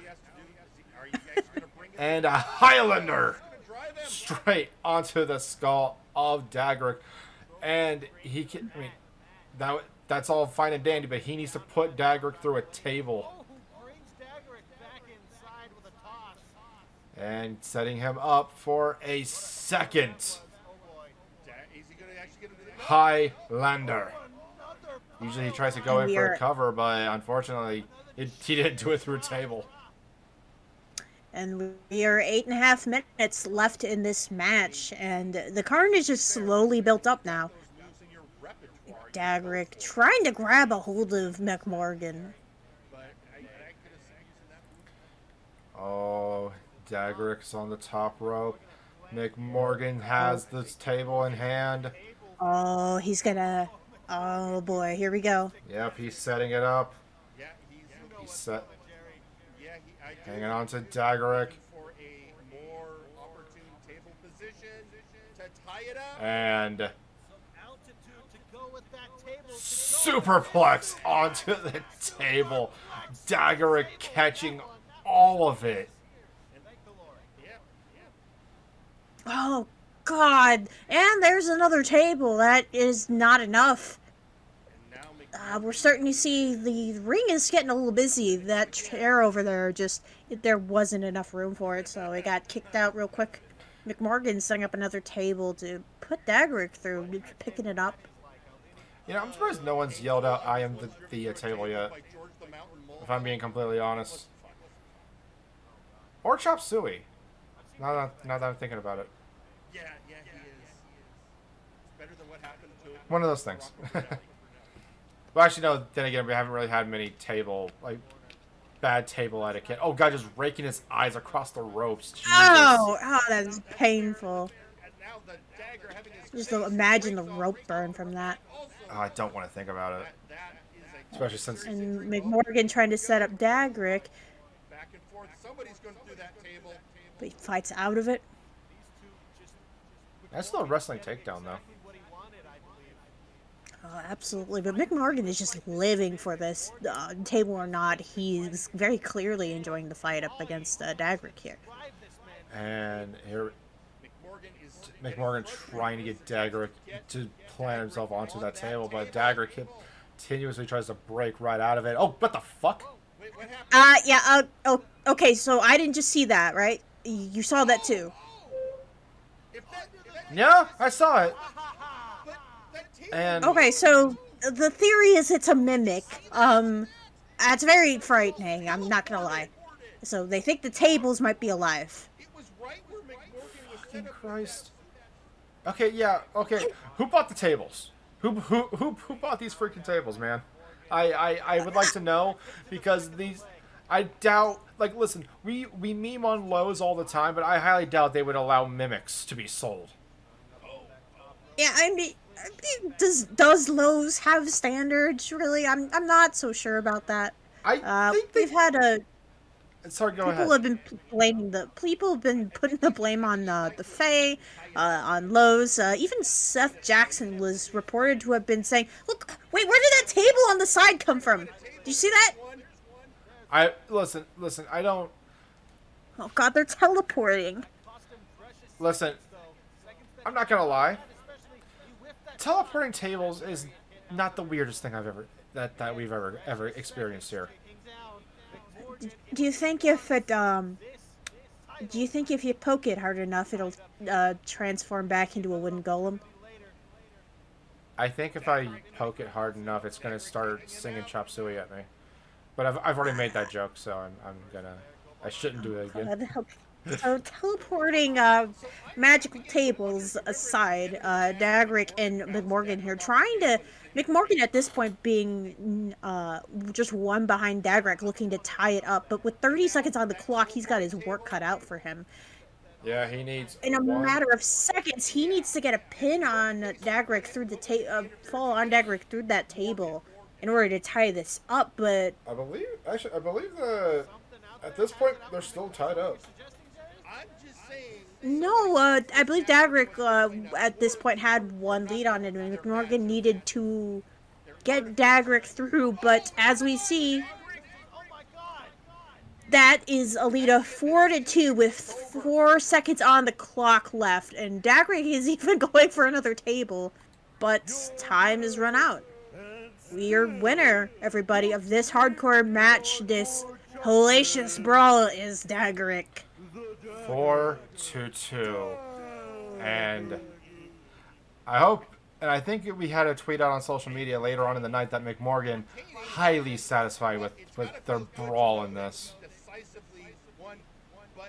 Absolutely. I mean, who couldn't be satisfied with that? Just a fine ending to just an all-out savage brawl between these two fine hardcore competitors. A fine ending, as well as numerous splinters. But, ladies and gentlemen, so, I think you already mentioned this, but Faye, what did you think of the match? Oh, I haven't seen as many matches as just vicious as that. A spectacle to behold, and many splinters also to avoid. Just the sheer shrapnel that... I'm going to be remembering that for weeks. I'm definitely going to replay if you have time to at home. Oh, most definitely. If you would go... When this goes live on YouTube, I would go back and watch that match, if you're going to watch one match from this card. But, coming up next, ladies and gentlemen, we have the Warzone promo of the week. We will be hearing from the judge of MNW, Raphael Sampson. Theron Eldrazi, tell me, what is thy fascination with me? Do I evoke such passion out of thee that thou seek me like this? No, perhaps it is something more petty. Art thou a child? Do thou wail for my attention like a weaning newborn? Very well, Theron. Thou art father's full attention. My condolences. I have been patient. I have been gracious. We are past that point now. Allow me to warn thee of what will happen next. I will walk to the nearest statue that I can find. Something gold, something that draws the eye of men like thyself, whether thou acknowledge it or not. Then I will rip it off its hinges, slowly and purposefully, so that any who witness it cannot ignore the sight and will ask in their hearts, why do such a thing? And as they watch, I will crush the statue with my bare hands again and again until it is such a fine powder that one could pass it through a sieve. I will mix it with water, and when you are beaten and bruised, I will personally pour it down your heaving gullet. Why? Why do that? Because I want thee to remember this lesson down to your core, down to when you even take a drink. I despise bullies, Theron Eldrazi. And that's all thou have ever been. Until next time. So, last week we picked Maximilian Thunder Thighs based off of how motivated it made people feel. That scares me. I'm sorry. I've never seen Raphael so pissed off before. I am terrified. Absolutely. It's like I had been explaining last week on the show. Raphael had wanted nothing but a clean shot. He wanted a clean title win with what he believed were two of the most deserving individuals in the multiverse for the big title. And what does Theron do? The Outlaws crash the match, and Storyteller wins. But the target of Samson's ire is not the Storyteller for winning, but Theron for interfering and perhaps in his eyes obviously sullying the match, which is infuriating for him. I can agree with that sentiment, because this was the second time he had given the shot to Juan Chance. He wanted to make it clean, but he's been foiled. And this second time was the last. Yeah, and it just made things a lot more complicated, to say the least. But, ladies and gentlemen, speaking of Theron and the Outlaws, we have the main event for MNW Warzone coming up. Here we have the team of Leonid Sanchez and Wonderball in High Voltage, going up against Sir Uncle Dunk and Mr. Butler of Blood Money. And coming in last. Coming in last, we have Theron Eldrazi and CJR Killer, the Outlaws. Outlaws being, I believe, 3-time tag team champions. I could be wrong. It's a hard one. I'm probably wrong. Honestly, 3 great teams. I'm not sure of the record myself, but these men have been making themselves known for another reason, for their interferences, and up until now, Jerry had actually held them back from any title shots. He had allowed for them to get one after Multivania, but as much as he wanted to hold them back and disqualify them, pull them from this triple threat tag team match, unfortunately HR had to play their hand, and they stayed in. And if the Outlaws win, that same stipulation continues to go on. They are not allowed to go after titles until after Multivania. So this is technically the Outlaws' last chance. Whereas, ooh, God, Butler. I forgot he did that. Just that elbow drop from the top rope onto Leonid Sanchez. No, absolutely. Mr. Butler has been putting in a lot of work alongside the rest of Blood Money in preparation for this tag match.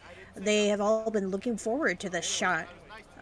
So it's unsurprising, especially with Mr. Butler having been a bit of enraged previously coming into this match. Perhaps he just wants to harness that to well, a good cause for Blood Money. Get them a title shot. Yeah, I heard that he heard about the live-action One Piece, and he was not the greatest. He was not the happiest camper in the room. I don't know how you could do a live action of like 1,000 episodes of a show, but okay. Logistically speaking, they're probably going to do like 12, 20 in a season, and they're going to cut through a lot of stuff. Oh yeah, but no one would be happy with that. I don't know, but well, it's a certain it's something to be angry about. Definitely something to motivate you. Whatever gets you to the match, honestly speaking. Everyone has their own motivations. Everyone has their own drives. Whatever gets you the gold, well, it worked. Although, speaking of Blood Money, actually, I'm kind of surprised that they didn't have Butler and Nakano Kirishima in this match. Those two are becoming a very well-rounded unit. Perhaps, but it seems to me that Mr. Uncle Dunk has had a bit of a personal stake in the tag matches. He's been on a road to where he's looking for something. Kind of just, I believe in a recording, he was said to have said that he wants to like fill the void in his life, something to just give him some happiness. Perhaps he just feels, oh, this is, his time to go after something so personal to him. I mean, he's been working very well with Mr. Butler, the two becoming a better, more cohesive unit. Although it is admittedly a shame to not see Nakano in the ring. I would agree with you on that. Well, as well as, speaking of, something to fight for, Wonderball and Leonid Sanchez, they have been on a tear as of late. Countless wins in the tag team division, as well as Leonid Sanchez getting that win over Mr. Butler just a couple of weeks ago. Absolutely, and their prominence just showing up in the showcases, just making their presence known across the matches. We got a camel clutch from CJR onto Wonderball. Wonderball, the submission expert, breaks out of it immediately. Although it is admittedly hard to beat the tag cohesiveness of the Outlaws. As much as people dislike them, they do work very well together. There's very few things you can do to beat or surpass the cohesiveness that you gain with a fellow mercenary, I suppose, working together for several years. That just kind of builds a trust in and of itself that is very little found anywhere else. Most definitely, because these two have been together ever since the first episode of, since episode 2 of Flashbang, where they were hired by Dark Lord Prinny in the Empire of Terror. Back when the Empire of Terror was just Prinny in the Grim Reaper. That's how long ago it was. So they've been tagging for 3 years, and they are just one of the more efficient teams. That's the word I want to use. One of the more efficient teams that Warzone has to offer. I mean, it's like we mentioned, multiple-time tag team champions, and the ire of everybody's bane. The ire of everybody, but you got Wonderball applying the ban this to Uncle Dunk, Butler breaking it out. Well, ire or no, that certainly gets you plenty of people willing to come after you, and that is combat experience in a business like this. The more you are, like you've been saying, over several years, they've probably faced up against almost every tag combination that you could think of as far as styles are concerned, so they've seen pretty much most of the tricks in the books, and probably have used most of the tricks in the book. Yeah, short of running somebody over. Oh wait, no, CJR did that. Never mind. And here we have Butler dragon screw onto Lena Sanchez. We got Theron facing off against Wonderball, giving a big slap. And now Uncle Dunk going to get some of the young man, just big clothesline into the corner. They're just choking the life out of Wonderball, which is kind of kind of ironic if you think about it, especially with the choking hazard that he has on his jacket when he enters the ring. Oh, that is quite true. They do say ties are very, very dangerous, especially if they just get caught on something. That just kind of looks like a, oh, hey, here's a handle for my neck, you know? Oh, yeah, most of it. Like, I completely agree. It's... I swear, he can apply that crossface-like maneuver, ban this into any position from anywhere, and it's just devastating. Wonderball and Uncle Dunk taking it all the way down to the ramp while CJ just lays recovering on the side. So we have Theron with contending with the Butler and a member of High Voltage in the ring. But Theron looks like he's trying to decide who to go after. And he picks Butler, I believe, but misses a little bit. Going after the biggest dude in the ring. Absolutely. Ooh, pop-up drop kick from Lena Sanchez. The half alien, half human, just showing off his aerial prowess. Ooh, pistol whip. Nice to know that was Serpent's Kiss, actually.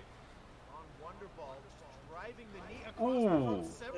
Mr. Butler, however, decides he wants a piece of the mercenary, and CJ spots that, however, and runs over to...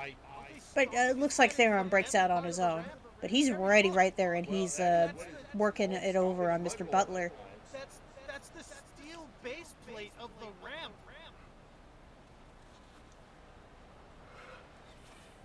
Looks like Lena was trying to set up for something, but CJR just goes up and denies him. Uncle Dunk just delivering mounted boxing punches onto Theron Eldrazi. Ooh, big boot onto Wonderball from Butler. On a spinning back elbow onto Butler from Theron. Trying to dust off his shirt right there, clean.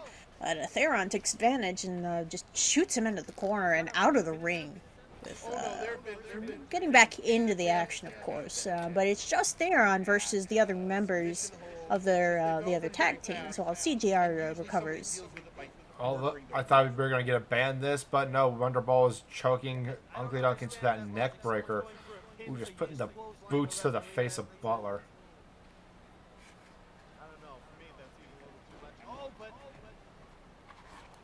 And just DDT onto Lena Sanchez from Theron, and here we have Butler trying to deliver a double axe handle onto Theron Eldrazi, but just misses. And then we got Butler going up against Wonderball here. Ooh, nice arm drag though from Wonderball.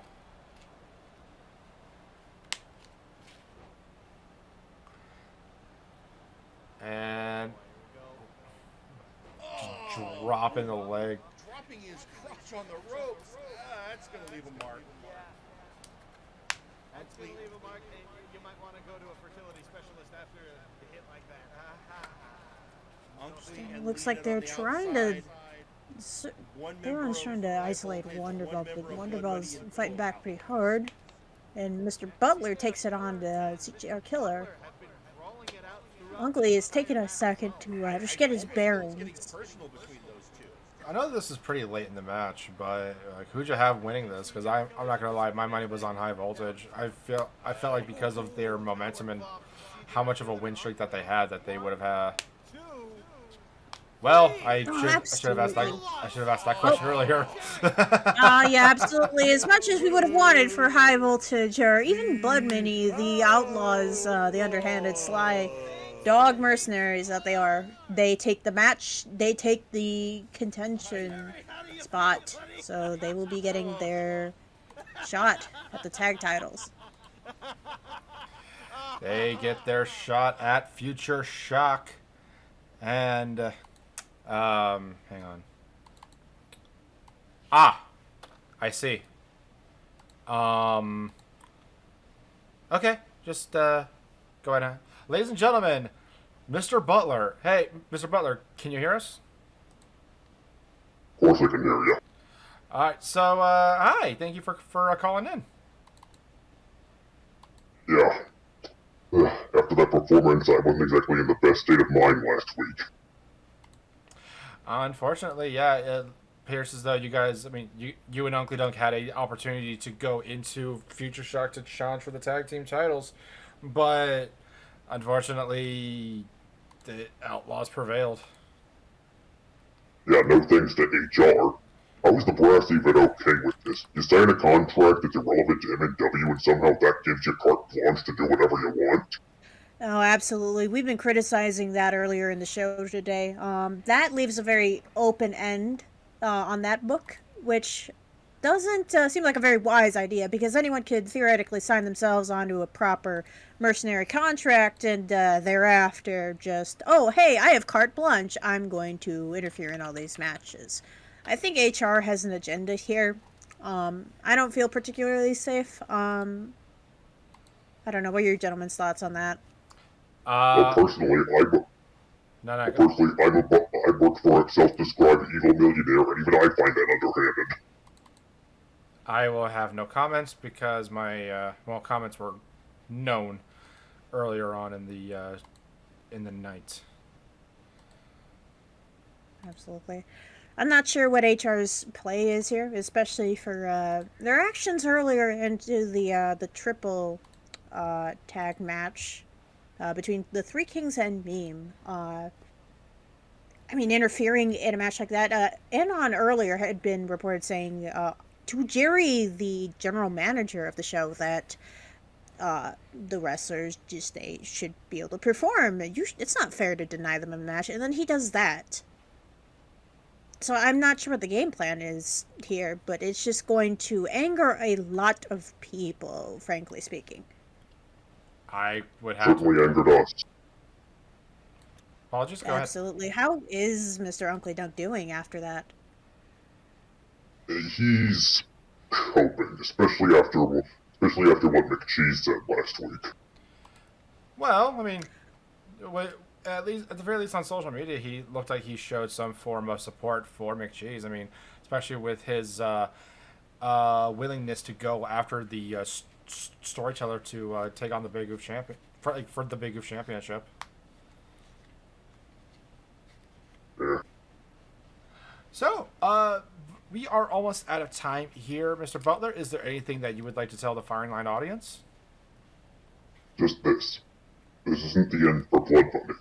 And to close off, here's to the bad guy. Okay, thank you, Mr. Butler. We are going to have to disconnect the call here. And I also didn't want to show this, but we have the official graphic for the Tag Team Championships at Future Shock. We have the Outlaws, begrudgingly, taking on Shoot Nation for the Tag Team Championship, as well as another match that was announced in the night. We have Uzra of the Burning Lounge taking on Kelly of Omega Club. Absolutely no matches to miss. We are going to have a very jam-packed Future Shock. Also tweeting out on social media from our Sawyer, send your complaints to my HR desk. I'll add to my to-do list, though I can't promise a speedy response. I have a backlog. I can only imagine. He's been working there 2 weeks. Well, didn't he get his own desk? Yeah, I mean, I get that he has his own desk and whatnot, but 2 weeks and he already has a backlog. How many complaints do people have? Wait. No. I just answered my own question. This is a wrestling company. Of course, there's complaints. There's so many. But until then, ladies and gentlemen, Future Shock coming to you live next Saturday. As I load in the graphic, I'm totally not stalling.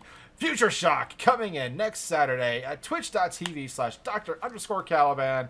Until then, we have the Go Home Show on Saturday at 4 o'clock Eastern Standard Time. You can catch it all live on twitch.tv/Dr. at the time slot, as well as follow us up on and prepare for Future Shock the following week. Most definitely, but you can find that, and as well as tomorrow, Friday Night Flashbang is going to be at 9 o'clock Eastern Standard Time, 1 hour later because of a couple of delays. But until then, please tune in to twitch.tv/Edward Bosco for that, and also keep an eye on the MNW Twitter and other social media accounts for more updates. So, Faye, is there anything that you would like to tell the Firing Line audience? Oh, I'd give you a pun, but I think I'll just slip those into the quote-unquote HR complaints. Maybe Sawyer will get a nice laugh out of some of my jokes. You know, I'm sure that'll be a nice surprise for Sawyer or Anon. I don't know about Anon. I hear enough cackling from the vents as is. Nah, that's just the random cuckoos that he usually does. You get used to them after a while. Okay. Well, other than that, it was very lovely to have you all tonight with us. Yep. And for my co-host Faye Zhen, I am Joe Mojo, and we are signing out. Ladies and gentlemen, thank you for watching the Multiverse Nexus Wrestling YouTube channel. If you like this video, go ahead and drop a like, share the video, subscribe to the channel for more, and ring that bell to get notified whenever we post a new video. This has been Joe, signing out.